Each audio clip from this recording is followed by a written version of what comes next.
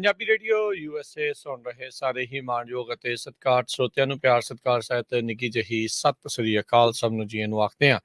ਸੋ ਦਾ programme update America ਦੇ ਵਿੱਚ ਆਪ ਸਭ ਦਾ ਨਿੱਘਾ ਸਵਾਗਤ ਹੈ। ਮੈਂ ਰਾਜਕਨਵੀਰ ਸਿੰਘ ਤੇ ਮੇਰੇ ਨਾਲ ਜੁੜ ਚੁੱਕੇ ਨੇ ਹਰਜੋਤ ਸਿੰਘ ਖਾਲਸਾ ਜੀ। ਜੀ ਆਇਆਂ ਨੂੰ ਸਵਾਗਤ ਹੈ। ਸਤਿ ਸ੍ਰੀ ਅਕਾਲ। ਸਤਿ ਸ਼੍ਰੀ ਅਕਾਲ, ਧੰਨਵਾਦ ਜੀ ਆਇਆਂ ਨੂੰ। ਪੰਜਾਬੀ ਰੇਡੀਓ USA ਦੇ ਜਿੰਨੇ ਵੀ ਸਰੋਤੇ ਸਾਡੇ ਸਾਰੇ ਹੀ AM ਸਟੇਸ਼ਨ FM ਸਟੇਸ਼ਨ ਘਰਾਂ ਦੇ ਵਿੱਚ ਰੇਡੀਓ ਸੈਟਸ ਦੇ ਰਾਹੀਂ ਟੈਲੀਫੋਨ ਦੇ ਰਾਹੀਂ ਫੇਸਬੁੱਕ YouTube ਤੇ ਲਾਈਵ ਦੇਖ ਰਹੇ ਹੋ ਸੁਣ ਰਹੇ ਹੋ ਸਾਰਿਆਂ ਨੂੰ ਜੀ ਆਇਆਂ ਨੂੰ ਤੇ ਬਹੁਤ ਹੀ ਪਿਆਰ ਤੇ ਸਤਿਕਾਰ ਭਰੀ ਸਤਿ ਸ਼੍ਰੀ ਅਕਾਲ। ਸਰੋਤਿਓ ਅੱਜ ਅਪ੍ਰੈਲ ਦੀ 6 ਤਰੀਕ ਆ, ਦਿਨ ਬੁੱਧਵਾਰ ਆ ਤੇ ਤੁਹਾਡੇ ਲਈ ਅਪਡੇਟ ਅਮਰੀਕਾ ਪ੍ਰੋਗਰਾਮ ਲੈ ਕੇ ਹਾਜ਼ਰ ਹੋਏ ਆ। ਪ੍ਰੋਗਰਾਮ ਸ਼ੁਰੂ ਕਰਨ ਤੋਂ ਪਹਿਲਾਂ ਸਾਡੇ ਅੱਜ ਦੇ ਸਪਾਂਸਰਸ ਉਹਨਾਂ ਦਾ ਧੰਨਵਾਦ। ਖਾਲਸਾ ਇੰਸ਼ੋਰੈਂਸ ਏਜੰਸੀ, ਜਿਨ੍ਹਾਂ ਦੇ ਕੋਲੋਂ ਤੁਸੀਂ ਹਰ ਇੱਕ ਤਰੀਕੇ ਦੀ ਇੰਸ਼ੋਰੈਂਸ ਕਰਵਾ ਸਕਦੇ ਹੋ। ਇੰਸ਼ੋਰੈਂਸ ਬਾਰੇ ਪਤਾ ਕਰਨ ਲਈ ਕਾਲ ਕਰ ਸਕਦੇ ਹੋ। ਨੰਬਰ 408-272-2500 4082722500। ਟੇਰਕੀਆਣਾ ਇਮੀਗ੍ਰੇਸ਼ਨ ਲਾ ਫਰਮ ਇਮੀਗ੍ਰੇਸ਼ਨ ਦਾ ਹੋਵੇ ਕਿਸੇ ਵੀ ਤਰੀਕੇ ਦਾ ਕੰਮ, ਕਾਲ ਅਟਰਨੀ ਜੇ ਟੇਰਕੀਆਣਾ 415-909-0503 4159090503। ਮਨਜੀਤ ਸਿੰਘ, ਨਰਿੰਦਰ ਕੌਰ ਕੁਲਾਰ, ਅਵਤਾਰ ਸਿੰਘ ਮੰਜਲ ਕਲੋਵਿਸ, ਅਮਰਜੀਤ ਸਿੰਘ ਸਟਾਕਟਨ, ਨਛੱਤਰ ਸਿੰਘ ਸੰਘਾ ਕਲੋਵਿਸ, ਸਤਨਾਮ ਸਿੰਘ, ਅਮਰਜੀਤ ਸਿੰਘ ਦਸਾਂਝ ਸੰਨੀਪੁਰੇ ਵਾਲੇ ਯੂਬਾ ਸਿਟੀ, ਪਰਮਜੀਤ ਸਿੰਘ ਦਿਓਲ ਫਰੈਜ਼ਨੋ, ਲਖਵੀਰ ਸਿੰਘ ਸਮਰਾ ਟੈਕਸਸ, ਕਮਲਜੀਤ ਸਿੰਘ ਮੱਖਣ ਦੌਲਤਪੁਰੀਆ ਸਟਾਕਟਨ, ਓਮਕਾਰ Singh ਫਰੈਜ਼ਨੋ, major Singh Sidhu, Vinder Dhaliwal, Hardial Singh, Inderjit Kaur Dhaliwal, Jassi Gill, Raminder Singh Basra, Talwinder Singh Gill Bakersfield, Harjit Singh Lathrop, Karnail Singh Randhawa Sacramento, Antelope truck stop Burns Wyoming. ਇਹਨਾਂ ਸਾਰਿਆਂ ਦਾ ਧੰਨਵਾਦ। ਜੇਕਰ ਤੁਸੀਂ ਜਾਂ ਕੋਈ ਹੋਰ ਕਾਰੋਬਾਰ ਇਸ ਪ੍ਰੋਗਰਾਮ ਨੂੰ ਸਪਾਂਸਰ ਕਰਨਾ ਚਾਹੁੰਦੇ ਹੋ, ਸੰਪਰਕ ਕਰ ਸਕਦੇ ਹੋ ਨੰਬਰ 408-722-7698 ਦੇ ਉੱਤੇ। ਅੱਜ ਦੀਆਂ ਖਬਰਾਂ ਵੱਲ ਆਈਏ। ਸਰੋਤਿਆਂ ਨੂੰ ਯਾਦ ਹੋਊਗਾ ਕੁਝ ਦਿਨ ਪਹਿਲਾਂ 70 ਸਾਲਾਂ ਦਾ ਬਜ਼ੁਰਗ ਨਿਰਮਲ ਸਿੰਘ ਸਵੇਰੇ ਨਿਊਯਾਰਕ ਦੇ ਵਿੱਚ ਤੁਰ ਕੇ ਗੁਰਦੁਆਰਾ ਸਾਹਿਬ ਰਿਚਮੰਡ ਹਿੱਲ ਨੂੰ ਮੱਥਾ ਟੇਕਣ ਜਾ ਰਿਹਾ ਸੀ, ਜਦੋਂ ਰਸਤੇ ਦੇ ਵਿੱਚ ਇੱਕ ਬੰਦੇ ਨੇ ਉਹਨਾਂ ਦੇ ਉੱਤੇ ਅਟੈਕ ਕਰ ਦਿੱਤਾ ਤੇ ਮੁੱਕੇ ਮਾਰੇ। ਉਹਨਾਂ ਦੇ ਖੂਨ ਨਿਕਲਿਆ, ਕਾਫੀ ਸੱਟਾਂ ਵੀ ਵੱਜੀਆਂ, ਕਹਿੰਦੇ ਨੱਕ ਵੀ ਉਹਨਾਂ ਦਾ ਟੁੱਟ ਗਿਆ ਸੀ। ਸਿੱਖ ਕੋਲੀਸ਼ਨ ਹੋਰ ਬਹੁਤ ਸਾਰੀਆਂ ਆਰਗੇਨਾਈਜੇਸ਼ਨਸ ਹੁਣ ਇਸ ਇਨਸੀਡੈਂਟ ਨੂੰ ਲੈ ਕੇ ਕਹਿੰਦੀਆਂ ਵੀ ਇਹ ਰੇਸ਼ੀਅਲ ਜਿਹੜਾ ਅਟੈਕ ਹੋਇਆ, ਸੋ ਚਾਰਜਸ ਉਸ ਹਿਸਾਬ ਦੇ ਨਾਲ ਲੱਗਣੇ ਚਾਹੀਦੇ ਆ ਜਿਹੜੇ ਵੀ ਬੰਦੇ ਨੇ ਇਹ ਇਸ ਬਜ਼ੁਰਗ ਦੇ ਉੱਤੇ ਅਟੈਕ ਕੀਤਾ। ਇਹ ਬਜ਼ੁਰਗ ਕੈਨੇਡਾ ਤੋਂ ਕੁਝ ਹਫ਼ਤਿਆਂ ਦੇ ਲਈ ਆਪਣੇ ਜਿਹੜਾ ਬੇਟਾ ਆ ਉਹਦੇ ਕੋਲ ਵਿਜ਼ਿਟ ਕਰਨ ਆਏ ਸੀ।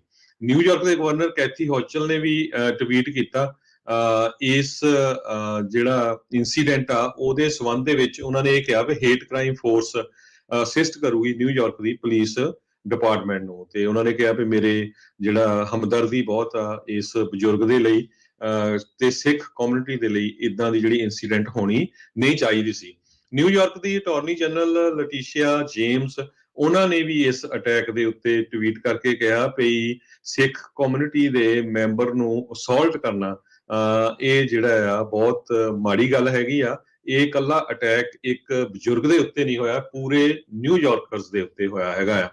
2019 ਤੋਂ ਲੈ ਕੇ 2020 ਤੱਕ 73% ਅਟੈਕ ਮਿਨੋਰਟੀਜ਼ ਦੇ ਉੱਤੇ ਵਧੇ ਹੈਗੇ ਆ। FBI ਦਾ ਜਿਹੜਾ ਐਨੂਅਲ ਹੇਟ ਕ੍ਰਾਈਮ ਡਾਟਾ ਆ ਉਹਦੇ ਮੁਤਾਬਕ।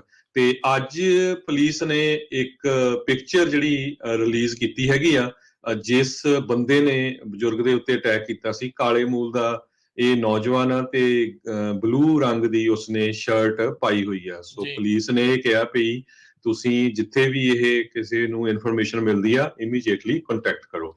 ਜੀ ਬਿਲਕੁਲ। ਇਸ ਦੇ ਇੱਕ ਪੁੱਤਰ ਜਿਹੜਾ ਆ BC ਦੇ ਵਿੱਚ ਰਹਿੰਦਾ ਆ, ਨਿਰਮਲ ਸਿੰਘ ਹੋਣਾ ਦਾ, ਤੇ ਇੱਕ ਜਿਹੜੇ ਆ ਨਿਊਯਾਰਕ ਦੇ ਵਿੱਚ। ਸੋ ਉਹਨਾਂ ਨੂੰ ਵਿਜ਼ਿਟ ਕਰਨ ਦੇ ਲਈ ਆਏ ਸੀ। 2 ਹਫ਼ਤੇ ਹੀ ਅਜੇ ਜਿਹੜੇ ਉਹ ਹੋਏ ਸੀ। ਸਭ ਤੋਂ ਅਫਸੋਸ ਵਾਲੀ ਗੱਲ ਹਰਜੋਤ ਸਿੰਘ ਜੀ ਇਹ ਰਹੀ ਵੀ ਇਸ ਹੇਟ ਕ੍ਰਾਈਮ ਤੋਂ ਬਾਅਦ ਦੇ ਵਿੱਚ ਨਿਰਮਲ ਸਿੰਘ ਹੋਣਾ ਨੇ ਐਮਰਜੈਂਸੀ ਸਰਵਿਸਿਜ਼ ਦੀਆਂ ਸੇਵਾਵਾਂ ਲੈਣ ਤੋਂ ਤੇ ਰਿਪੋਰਟ ਕਰਨ ਤੋਂ ਇਸ ਡਰ ਖੋਣੋਂ ਇਨਕਾਰ ਕਰ ਦਿੱਤਾ ਵੀ ਖੌਰੇ ਉਹਨਾਂ ਦੇ ਉੱਤੇ ਗਾਜ ਜਿਹੜੀ ਉਹਨਾਂ ਡਿੱਗ ਪਵੇ, ਕਿਤੇ ਉਹਨਾਂ ਨੂੰ ਮੁਲਕ ਤੋਂ ਬਾਹਰ ਜਿਹੜਾ ਹੈ ਉਹ ਨਾ ਕਰ ਦਿੱਤਾ ਜਾਵੇ। ਇਹ ਪਤਾ ਨਹੀਂ ਕਿਉਂ ਉਹਨਾਂ ਦੇ ਮਨ ਦੇ ਵਿੱਚ ਅਜਿਹੀ ਗੱਲ ਜਿਹੜੀ ਉਹ ਆਈ। ਸੋ ਆਪਾਂ ਦੇਖਿਆ ਵੀ ਬੀਤੇ ਦਿਨਾਂ ਦੇ ਵਿੱਚ FBI ਨੇ ਵੀ ਡਾਟਾ ਰਿਲੀਜ਼ ਕੀਤਾ ਸੀਗਾ ਵੀ ਜਿਸ ਤਰੀਕੇ ਦੇ ਨਾਲ ਹੇਟ ਕ੍ਰਾਈਮ ਜਿਹੜੇ ਉਹ ਵਧੇ ਆ ਤੇ ਸਿੱਖ ਵੀ ਉਸ ਦੇ ਕਹਿ ਲਓ ਵੀ ਸ਼ਿਕਾਰ ਹੋ ਰਹੇ ਹੈਗੇ ਆ। ਸੋ 2019-2020 ਦੇ ਆંકੜਿਆਂ ਦੇ ਉੱਤੇ ਜੇ ਕਹਿੰਦੇ ਨਜ਼ਰ ਮਾਰਦੇ ਜਾਈਏ ਤਾਂ ਇਸ ਦੇ ਵਿੱਚ ਕਾਫੀ ਵੱਡਾ ਸਪਾਈਕ ਦੇਖਿਆ ਗਿਆ ਆ। ਸੋ ਇਸ ਇਨਸੀਡੈਂਟ ਨੂੰ ਵੀ ਹੁਣ ਜਿਹੜੀ ਨਿਊਯਾਰਕ ਪੁਲਿਸ ਡਿਪਾਰਟਮੈਂਟ ਆ ਉਹ ਹੇਟ ਕ੍ਰਾਈਮ ਦੇ ਵਜੋਂ ਇਨਵੈਸਟੀਗੇਟ ਕਰ ਰਹੀ ਆ ਤੇ ਆਪਣੇ ਜਿੰਨੇ ਵੀ ਲੋਕ ਉੱਥੇ ਰਹਿੰਦੇ ਨੇ, ਲੀਡਰਸ ਨੇ, ਉਹਨਾਂ ਸਾਰਿਆਂ ਨੂੰ ਇਹ ਮੰਗ ਕਰਨੀ ਚਾਹੀਦੀ ਹੈ ਵੀ ਜਿੱਦਾਂ ਹੀ ਇਹ ਬੰਦਾ ਫੜਿਆ ਜਾਂਦਾ ਆ ਤੇ ਇਸ ਦੇ ਵਿਰੁੱਧ ਹੇਟ ਕ੍ਰਾਈਮ ਦੇ ਚਾਰजेस ਲੱਗਣੇ ਚਾਹੀਦੇ ਆ।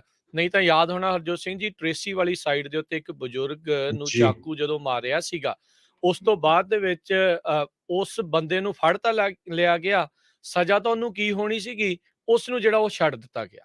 ਸੋ ਜੀ ਅਦਾਲਤ ਦੇ ਵੱਲੋਂ ਵੀ ਉਸ ਨੂੰ ਬਾਅਦ ਦੇ ਵਿੱਚ ਛੱਡ ਦਿੱਤਾ ਗਿਆ ਸੀਗਾ। ਏਦਾਂ ਦੀ ਕੰਮ ਜਿਹੜੀ ਉਹ ਨਾ ਹੋਵੇ ਵੀ ਸ਼ੌਡੀ ਵਰਕ ਦੇ ਕਰਕੇ ਕਿਸੇ ਜਿਹੜੇ ਕਹਿ ਲਓ ਵੀ ਮੁਲਾਜ਼ਮ ਦੇ ਉਹਦੇ ਕਰਕੇ ਇਸ ਦਾ ਦੋਸ਼ੀ ਆ ਉਹ ਨਾ ਕਿਤੇ ਕਹਿ ਲਓ ਵੀ ਖੁੱਲੀ ਹਵਾ ਜਿਹੜੀ ਉਹਦੇ ਵਿੱਚ ਆਵੇ। ਸੋ ਇਸ ਦੀ ਸਜ਼ਾ ਜਿਹੜੀ ਆ ਜ਼ਰੂਰ ਹੋਣੀ ਚਾਹੀਦੀ ਹੈ। ਨਿਊਯਾਰਕ ਦੇ ਵਿੱਚ ਵੀ ਹੇਟ ਕ੍ਰਾਈਮ ਦੇ ਵਿੱਚ ਬੀਤੇ ਦਿਨਾਂ 'ਚ ਕਾਫੀ ਵਾਧਾ ਜਿਹੜਾ ਹੋਇਆ ਹੈ। 524 ਹੇਟ ਕ੍ਰਾਈਮ ਇਨਸੀਡੈਂਟਸ 2021 ਦੇ ਵਿੱਚ ਨਿਊਯਾਰਕ ਪੁਲਿਸ ਡਿਪਾਰਟਮੈਂਟ ਦੇ ਆંકੜਿਆਂ ਮੁਤਾਬਕ ਹੋਏ ਨੇ, ਜਿਹੜੇ ਕਿ 2020 ਤੋਂ ਜਿਹੜੇ ਡਬਲ ਦੱਸੇ ਜਾਂਦੇ ਜੀ ਨੇ। ਸੋ ਬਿਲਕੁਲ ਇਹ ਬਹੁਤ ਹੈਰਾਨੀ ਦੀ ਗੱਲ ਹੈ, ਕਿਉਂਕਿ ਨਿਊਯਾਰਕ ਇਦਾਂ ਦਾ ਸ਼ਹਿਰ ਹੈ ਜਿੱਥੇ ਬਹੁਤ ਵੱਡੀ ਗਿਣਤੀ 'ਚ ਸਿੱਖ ਰਹਿੰਦੇ ਆ।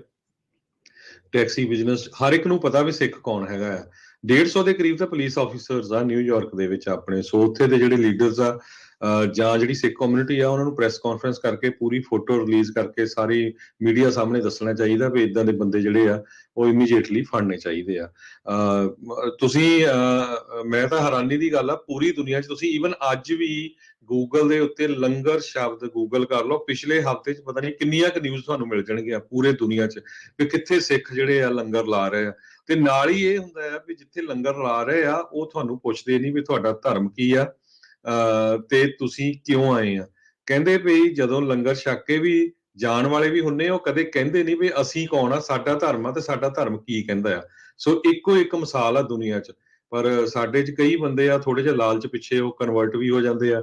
ਆਪਾਂ ਦੇਖਿਆ ਵੀ ਅਮਰੀਕਾ ਚਲ ਜਾਂਗੇ, ਇੱਧਰ ਚਲ ਜਾਂਗੇ, ਪਰ ਪੂਰੀ ਦੁਨੀਆ ਦੇ ਵਿੱਚ ਕਿੰਨੀ ਸੇਵਾ ਭਾਵਨਾ ਆ।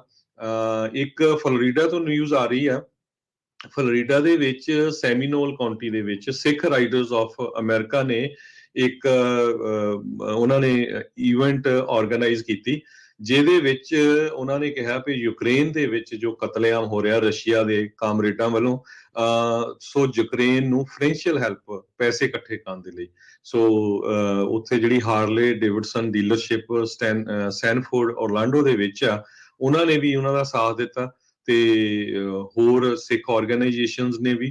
ਕਹਿੰਦੇ ਵੀ ਸਾਡੇ ਕੋਲ ਬਹੁਤ ਜ਼ਿਆਦਾ ਡੋਨੇਸ਼ਨਸ ਇਕੱਠੀਆਂ ਹੋਈਆਂ ਆ ਤੇ ਅਸੀਂ ਇਕੱਠੇ ਕਰਕੇ ਪੈਸੇ ਯੂਕਰੇਨ ਦੇ ਵਿੱਚ ਹਿਊਮਨਿਟੇਰੀਅਨਸ ਕਾਜ਼ਸ ਦੇ ਲਈ ਭੇਜਣ ਜਾ ਰਹੇ ਆ। ਸੋ ਸਿੱਖ ਕਿਤੇ ਵੀ ਦੁਨੀਆ ਦੇ ਵਿੱਚ ਕਿਸੇ ਵੀ ਧਰਮ ਵਾਲੇ ਬੰਦੇ ਦੇ ਲਈ ਕਿਸੇ ਤਰ੍ਹਾਂ ਦੀ ਵੀ ਕੋਈ ਜ਼ਰੂਰਤ ਹੁੰਦੀ ਆ, ਨੈਚੁਰਲ ਡਿਜ਼ਾਸਟਰਾਂ ਦਾ ਸਭ ਤੋਂ ਪਹਿਲਾਂ ਅੱਗੇ ਹੁੰਦੇ ਆ। ਚਾਹੇ ਆਪਣੀ ਕਮਿਊਨਿਟੀ ਨੂੰ ਕੋਈ ਵੀ ਪ੍ਰੋਬਲਮ ਹੋਵੇ, ਸਭ ਤੋਂ ਪਹਿਲਾਂ it does not matter ਵੀ ਕੋਈ ਸਿੱਖ ਆ, ਮੁਸਲਮਾਨ ਆ, ਹਿੰਦੂ ਆ, ਕ੍ਰਿਸਚੀਅਨ ਆ। ਸੋ ਇਹ ਗੁਰੂ ਪਾਤਸ਼ਾਹ ਨੇ ਸਾਨੂੰ ਜਿਹੜਾ ਬਲ ਬਖਸ਼ਿਆ ਆ, ਸੋ ਜਿੰਨੇ ਵੀ ਇਦਾਂ ਦੀ ਸੇਵਾ ਕਰਦੇ ਆ ਉਹਨਾਂ ਸਾਰਿਆਂ ਦਾ ਸਾਨੂੰ ਜਿਹੜਾ ਵੱਧ ਤੋਂ ਵੱਧ ਸਾਥ ਦੇਣਾ ਚਾਹੀਦਾ ਤੇ ਹੱਲਾਸ਼ੇਰੀ ਦੇਣੀ ਚਾਹੀਦੀ ਹੈ। ਜੀ ਬਿਲਕੁਲ, ਪਰ ਇਹ ਆ ਹਰਜੋਤ ਸਿੰਘ ਜੀ, ਜਿੰਨੇ ਮਨ ਦੇ ਵਿੱਚ ਆਲਰੇਡੀ ਹੇਟ ਧਾਰੀ ਹੋਈ ਆ, ਉਹ ਜੋ ਮਰਜ਼ੀ ਉਸ ਨੂੰ ਪੜ੍ਹਾ ਦੋ, ਉਹਦੇ ਮਨ ਦੇ ਵਿੱਚੋਂ ਈਰਖਾ ਜਿਹੜੀ ਉਹ ਜਾਂਦੀ ਨਹੀਂ ਆ। ਸੋ ਇਹ ਈਰਖਾ ਜਿਹੜਾ ਆ ਅਖੀਰਲਾ ਆਪਣਾ ਜਿਹੜਾ ਪੜਾਅ ਆ ਉਹ ਹਿੰਸਾ ਦੇ ਰੂਪ ਦੇ ਵਿੱਚ ਲੈ ਕੇ ਉੱਭਰ ਕੇ ਬਾਹਰ ਆਉਂਦੀ ਆ। ਸੋ ਇਸੇ ਕਰਕੇ ਆਪਾਂ ਦੇਖ ਰਹੇ ਆ ਵੀ ਈਰਖਾ ਇੰਨੀ ਕੁ ਜ਼ਿਆਦਾ ਇਸ ਟਾਈਮ ਵਧੀ ਹੋਈ ਆ ਵੀ ਉਹ ਹਿੰਸਾ ਦੇ ਵਿੱਚ ਤਬਦੀਲ ਹੋ ਰਹੀ ਆ। ਆਮ ਲੋਕ, ਬਜ਼ੁਰਗ ਤੁਰੇ ਜਾਂਦੇ ਆ, ਉਹਨਾਂ ਦੇ ਨਾਲ ਇਦਾਂ ਦੀਆਂ ਘਿਨਾਉਣੀਆਂ ਹਰਕਤਾਂ ਜਿਹੜੀਆਂ ਉਹ ਕੀਤੀਆਂ ਜਾ ਰਹੀਆਂ ਨੇ। ਜੀ ਅਗਲੀ ਜਿਹੜੀ ਹਰਜੋਤ ਸਿੰਘ ਜੀ ਗੱਲ ਕਰਦੇ ਜਾਈਏ, ਕੱਲ ਆਪਾਂ ਜ਼ਿਕਰ ਕੀਤਾ ਸੀ ਵੀ ਵਾਈਟ ਹਾਊਸ ਇਹ ਘੋਸ਼ਣਾ ਕਰ ਸਕਦਾ ਹੈ ਵੀ ਸਟੂਡੈਂਟ ਲੋਨਸ ਦੀ ਜਿਹੜੀ ਰੀਪੇਮੈਂਟ ਆ ਉਸ ਨੂੰ ਐਕਸਟੈਂਡ ਕੀਤਾ ਜਾ ਸਕਦਾ। ਸੋ ਅੱਜ ਫਾਈਨਲੀ ਅਧਿਕਾਰਤ ਤੌਰ ਦੇ ਉੱਤੇ ਵਾਈਟ ਹਾਊਸ ਨੇ ਕਹਿੰਦੇ ਐਲਾਨ ਕਰ ਦਿੱਤਾ ਆ ਵੀ ਹੁਣ ਜਿਹੜੀਆਂ ਫੈਡਰਲ ਸਟੂਡੈਂਟ ਲੋਨ ਰੀਪੇਮੈਂਟਸ ਆ ਉਹਨਾਂ ਨੂੰ 31 ਅਗਸਤ 2022 ਤੱਕ ਐਕਸਟੈਂਡ ਕਰ ਦਿੱਤਾ ਗਿਆ ਆ ਵੀ 31 ਅਗਸਤ 2022 ਤੱਕ ਇਹਨਾਂ ਨੂੰ ਫੈਡਰਲ ਸਟੂਡੈਂਟ ਲੋਨਸ ਦੀਆਂ ਪੇਮੈਂਟਸ ਦੇਣ ਦੀ ਉਹਨਾਂ ਨੂੰ ਜ਼ਰੂਰਤ ਨਹੀਂ। ਉਸ ਤੋਂ ਬਾਅਦ ਦੇ ਵਿੱਚ ਇਹ ਦੇਖਣਗੇ ਵੀ ਇਸ ਨੂੰ ਅੱਗੇ ਵਧਾਉਂਦੇ ਆ ਜਾਂ ਉਸ ਨੂੰ ਖਤਮ ਕਰ ਦੇਣਗੇ।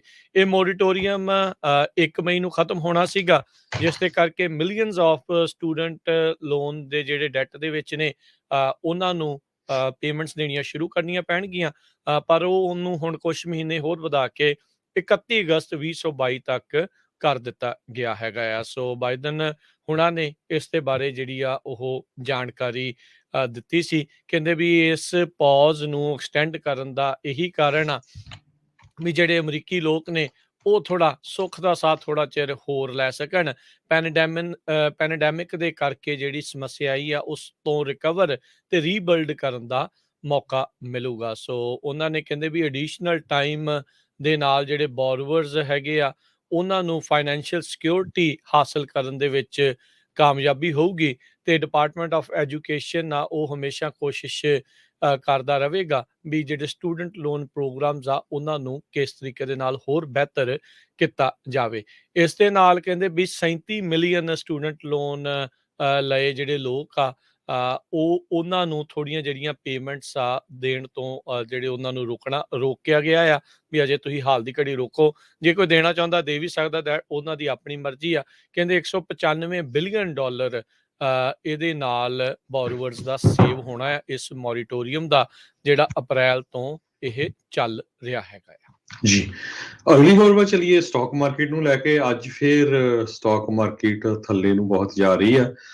ਇੱਕ ਤਰ੍ਹਾਂ ਨਾਲ ਨੈਸਡੈਕ ਦੇ ਵਿੱਚ ਸਲੰਪ ਹੀ ਚੱਲ ਰਿਹਾ, 2% ਦੇ ਕਰੀਬ ਸਟਾਕ ਮਾਰਕੀਟ ਅੱਜ ਫਿਰ ਥੱਲੇ ਗਈ ਆ। ਕੱਲ ਵੀ ਕਾਫੀ ਡਾਊਨ ਗਈ ਸੀ। ਰੀਜ਼ਨ ਇਹੀ ਆ ਵੀ ਜਿਹੜੀ ਫੈਡ ਆ ਉਹ ਕੋਸ਼ਿਸ਼ ਕਰ ਰਿਹਾ ਕਿਸ ਤਰ੍ਹਾਂ ਜਿਹੜਾ ਬੈਲੈਂਸ ਆ ਉਸ ਨੂੰ ਸ਼ਰਿੰਕ ਕੀਤਾ ਜਾਵੇ। $9 ਟ੍ਰਿਲੀਅਨ ਦੀ ਬੈਲੈਂਸ ਸ਼ੀਟ ਆ ਫੈਡਰਲ ਰਿਜ਼ਰਵ ਪਲਾਨ ਦੇ ਮੁਤਾਬਕ। ਅੱਜ ਡਾਓ ਜੋਨ ਇੰਡਸਟਰੀਅਲ ਹੁਣ ਤੱਕ 208 ਪੁਆਇੰਟ ਥੱਲੇ ਚਲੇ ਗਿਆ ਤੇ ਕਲੋਜ਼ 34,400 ਕਲੋਜ਼ ਨਹੀਂ ਹੋਇਆ, 34,434 ਤੇ ਆ। S&P ਇੰਡੈਕਸ ਵੀ 49 ਪੁਆਇੰਟ ਡਾਊਨ ਗਿਆ ਤੇ ਨੈਸਡੈਕ ਵੀ 314 ਪੁਆਇੰਟ ਡਾਊਨ ਹੈਗਾ। ਅਜੇ ਕਾਫੀ ਘੰਟੇ ਹੈਗੇ ਆ ਕਲੋਜ਼ ਹੋਣ ਦੇ ਲਈ। ਸੋ ਕਾਫੀ ਜ਼ਿਆਦਾ ਡਾਓ ਜੋਨ ਮਾਰਕੀਟਸ ਦੇ ਵਿੱਚ ਫਰਕ ਪੈ ਰਿਹਾ। ਸੋ ਸਾਰਾ ਕੁਝ ਜਿਹੜੀ ਫੈਡ ਪਾਲਿਸੀ ਦੀ ਮੀਟਿੰਗ ਹੋਣੀ ਹੈਗੀ ਆ ਉਹ ਮੇਰੇ ਖਿਆਲ ਨਾਲ ਸ਼ਾਇਦ ਇਸ ਟਾਈਮ ਚੱਲ ਹੀ ਰਹੀ ਆ, ਉਹਦੇ ਉੱਤੇ ਡਿਪੈਂਡ ਕਰਦਾ ਆ ਵੀ ਉਹ ਹੁਣ ਕੀ ਕਰਨ ਜਾ ਰਹੇ ਹੈਗੇ ਆ। ਜੀ ਬਿਲਕੁਲ, ਕੱਲ ਜਿਹੜੇ ਫੈਡਰਲ ਰਿਜ਼ਰਵ ਦੇ ਜਿਹੜੇ ਮੇਨ ਬੰਦੇ ਆ ਇੱਧਰ ਸੈਨ ਫਰਾਂਸਿਸਕੋ ਦੇ ਫੈਡਰਲ ਰਿਜ਼ਰਵ ਦੇ ਜਿਹੜੇ ਮੇਨ ਸੀਗੇ ਉਹਨਾਂ ਨੇ ਬਿਆਨ ਦਿੱਤੇ ਸੀ ਵੀ ਭਾਈ ਇਨਫਲੇਸ਼ਨ ਤੇ ਕਾਬੂ ਪਾਉਣ ਦੇ ਲਈ ਫੈਡਰਲ ਜਿਹੜੇ ਆ ਉਹ ਸਖਤ ਕਦਮ ਚੱਕਣ ਤੋਂ ਬਿਲਕੁਲ ਵੀ ਗਰੇਜ ਨਹੀਂ ਕਰੂਗਾ। ਸੋ ਇਸ਼ਾਰਾ ਉਹਨਾਂ ਦਾ ਪੱਕਾ ਹੀ ਆ। ਇਸ਼ਾਰਾ ਕੀ ਆ ਵੀ ਉਹ ਪੱਕਾ ਹੀ ਆ ਵੀ ਇੰਟਰਸਟ ਰੇਟ ਆ ਉਹ ਹੋਰ ਵਧਾਏ ਜਾਣਗੇ। ਸੋ ਉਧਰ ਇਹਦੇ ਨਾਲ ਇਹ ਆ ਵੀ ਮਾਰਕੀਟਸ ਦੇ ਵਿੱਚ ਜ਼ਰੂਰ ਇਸ ਚੀਜ਼ ਨੂੰ ਇਨਵੈਸਟਰਸ ਨੇ ਬੜੇ ਧਿਆਨ ਦੇ ਨਾਲ ਸੁਣਿਆ ਆ ਤੇ ਲਗਾਤਾਰ 2 ਦਿਨ ਗਿਰਾਵਟ ਦਾ ਦੌਰ ਜਿਹੜਾ ਉਹ ਚੱਲ ਰਿਹਾ ਹੈਗਾ ਆ। ਸੋ ਭਾਈ ਧਿਆਨ ਜਿਹੜਾ ਉਹ ਰੱਖ ਕੇ ਇਨਵੈਸਟਮੈਂਟ ਆ ਜਿਹੜੀ ਉਹ ਕੀਤੀ ਜਾਵੇ। ਇਨਫਲੇਸ਼ਨ ਕਦੋਂ ਤੱਕ ਕਾਬੂ ਚ ਆਊਗੀ ਇਸ ਦੇ ਵਿੱਚ ਕਈ ਮਹੀਨੇ ਜਿਹੜੇ ਆ ਉਹ ਲੱਗ ਸਕਦੇ ਨੇ, ਪਰ ਇਹ ਆ ਵੀ ਇhtiyਾਤ ਦੇ ਨਾਲ ਚੱਲਣਾ ਜਿਹੜਾ ਉਹ ਜ਼ਰੂਰੀ ਹੈਗਾ। ਟੌਪ ਦੇ ਆਇਲ ਕੰਪਨੀ ਦੇ ਐਗਜ਼ੀਕਿਊਟਿਵਸ ਸਪੌਟਲਾਈਟ ਸੀਗੇ ਕਿਉਂਕਿ ਵਾਈਟ ਹਾਊਸ ਦੇ ਵਿੱਚ ਉਹਨਾਂ ਦੀ ਹੀਅਰਿੰਗ ਸੀ ਪ੍ਰਾਈਸ ਗੌਜਿੰਗ ਨੂੰ ਲੈ ਕੇ, ਪਰ ਉੱਥੋਂ ਕੁਝ ਨਹੀਂ ਨਿਕਲਿਆ। ਤੇ ਨਿਊਯਾਰਕ ਦੇ ਫੈਡ ਪ੍ਰੈਜ਼ੀਡੈਂਟ ਜੋ ਰਹਿ ਚੁੱਕੇ ਹੈਗੇ ਬਿਲ ਡੁਡਲੇ, ਉਹਨਾਂ ਨੇ ਬਲੂਮਬਰਗ ਦੇ ਵਿੱਚ ਇੱਕ ਆਰਟੀਕਲ ਵੀ ਲਿਖਿਆ ਵੀ ਹੁਣ ਤਿਆਰ ਹੋ ਜਾਓ ਆਪਣੇ ਸਟਾਕ ਤੇ ਬੌਂਡ ਦੇ ਲਾਸਸ ਲੈਣ ਲਈ। ਹੁਣ ਬਹੁਤ ਜ਼ਿਆਦਾ ਹੋਰ ਲਾਸਸ ਹੋਊਗੇ। ਤੇ ਵਾਲ ਸਟਰੀਟ ਦੇ ਵਿੱਚ ਡਿਊਸ਼ੇ ਬੈਂਕ ਜਿਹੜੀ ਆ ਉਹ ਪਹਿਲੀ ਬੈਂਕ ਬਣ ਗਈ ਆ ਜਿਹਨੇ ਕਹਿਤਾ ਵੀ ਰਿਸੈਸ਼ਨ ਆ ਰਿਹਾ ਆ। ਸੋ ਬਹੁਤ ਸਾਰੀਆਂ ਬੈਂਕਾਂ ਇਹ ਕਹਿ ਨਹੀਂ ਰਹੀਆਂ ਸੀ ਇਹ ਪਹਿਲੀ ਬੈਂਕ ਆ ਇਸ ਨੇ ਕਹਿਤਾ। ਤੇ ਕਹਿੰਦੇ US ਤੇ ਯੂਰਪੀਅਨ ਇਕਨੋਮੀਜ਼ ਆਉਣ ਵਾਲੇ 2 ਸਾਲਾਂ ਦੇ ਵਿੱਚ ਉਹਨਾਂ ਦੀ ਕੰਡੀਸ਼ਨ ਕਾਫੀ ਬੈਡ ਹੋਊਗੀ। ਸੋ ਦੋਨਾਂ ਦੀ, ਯੂਰਪ ਦੀ ਤੇ US ਦੀ। ਸੋ ਇਹ ਹੁਣ ਬੈਂਕ ਆ ਉਸ ਵੱਲੋਂ ਵੀ ਕਹਿ ਦਿੱਤਾ ਗਿਆ ਹੈਗਾ। ਜੀ ਬਿਲਕੁਲ। So it's time to preserve your money. ਵਾਧੂ ਖਰਚੇ ਜਿਹੜੇ ਉਹ ਬੰਦ ਕਰੋ। ਆਪਣੇ ਜਿਹੜੇ ਡਾਲਰ ਆ ਮਿਹਨਤ ਦੀ ਕਮਾਈ ਆ ਉਸ ਨੂੰ ਅਜਾਈਂ ਜਿਹੜਾ ਉਹ ਨਾ ਜਾਣ ਦਿਓ। ਧਿਆਨ ਦੇ ਨਾਲ ਜਿਹੜਾ ਆ ਉਹ ਖਰਚਾ ਜਿਹੜਾ ਕਰੋ। ਜਿੱਥੇ 4 ਚੀਜ਼ਾਂ ਲੈਣੀਆਂ ਉੱਥੇ 2 ਲਓ। ਸੋ ਧਿਆਨ ਦੇ ਨਾਲ ਚੱਲੋ ਕਿਉਂਕਿ ਰਿਸੈਸ਼ਨ ਦਾ ਨਾਂ ਹੀ ਏਡਾ ਕੁ ਭਿਆਨਕ ਆ, ਬੰਦੇ ਨੂੰ ਉਦਾਂ ਹੀ ਜਿਹੜਾ ਉਹ ਡਰ ਲੱਗਦਾ ਆ। ਇਸ ਤੋਂ ਪਹਿਲਾਂ ਕੋਈ ਭਾਰੀ ਸਦਮਾ ਜਿਹੜਾ ਆਰਥਿਕ ਤੌਰ ਦੇ ਉੱਤੇ ਲੱਗੇ ਉਸ ਤੋਂ ਪਹਿਲਾਂ ਆਪਣੇ ਪੱਧਰ ਦੇ ਉੱਤੇ ਜਿਹੜੀਆਂ ਕੋਸ਼ਿਸ਼ਾਂ ਕਰੋ। ਸਰਕਾਰ ਨੇ ਜੋ ਕਰਨਾ ਉਹ ਬਾਅਦ ਦੀਆਂ ਗੱਲਾਂ, ਪਹਿਲਾਂ ਆਪਣੇ ਹਿਸਾਬ ਦੇ ਨਾਲ ਜਿਹੜਾ ਕੋਸ਼ਿਸ਼ ਕਰੋ। ਉਮੀਦਾਂ ਹੁੰਦੀਆਂ ਸਰਕਾਰ ਤੋਂ, ਪਰ ਆਪਾਂ ਨੂੰ ਸਾਰੀਆਂ ਪਤਾ ਆ ਵੀ ਸਰਕਾਰਾਂ ਦਾ ਕਿੱਦਾਂ ਕੰਮ ਚੱਲਦਾ ਆ। ਉਹ ਸੱਪ ਲੰਘੇ ਦੇ ਉੱਤੇ ਲਕੀਰ ਕੁੱਟਣ ਵਾਲਾ ਕੰਮ ਜਿਹੜਾ ਇਹਨਾਂ ਦਾ ਹਮੇਸ਼ਾ ਇਹ ਕਰਦੀਆਂ ਨੇ। ਸੋ ਹਿਸਾਬ ਦੇ ਨਾਲ ਹੀ ਜਿਹੜਾ ਹੁਣ ਚਾਦਰ ਨੂੰ ਦੇਖ ਕੇ ਵੀ ਅੱਧਾ ਪੈਰ ਹੀ ਜਿਹੜਾ ਹੁਣ ਬਾਹਰ ਕੱਢਣ ਦੀ ਜਿਹੜੀ ਉਹ ਤੁਸੀਂ ਕੋਸ਼ਿਸ਼ ਕਰਿਓ ਜੀ।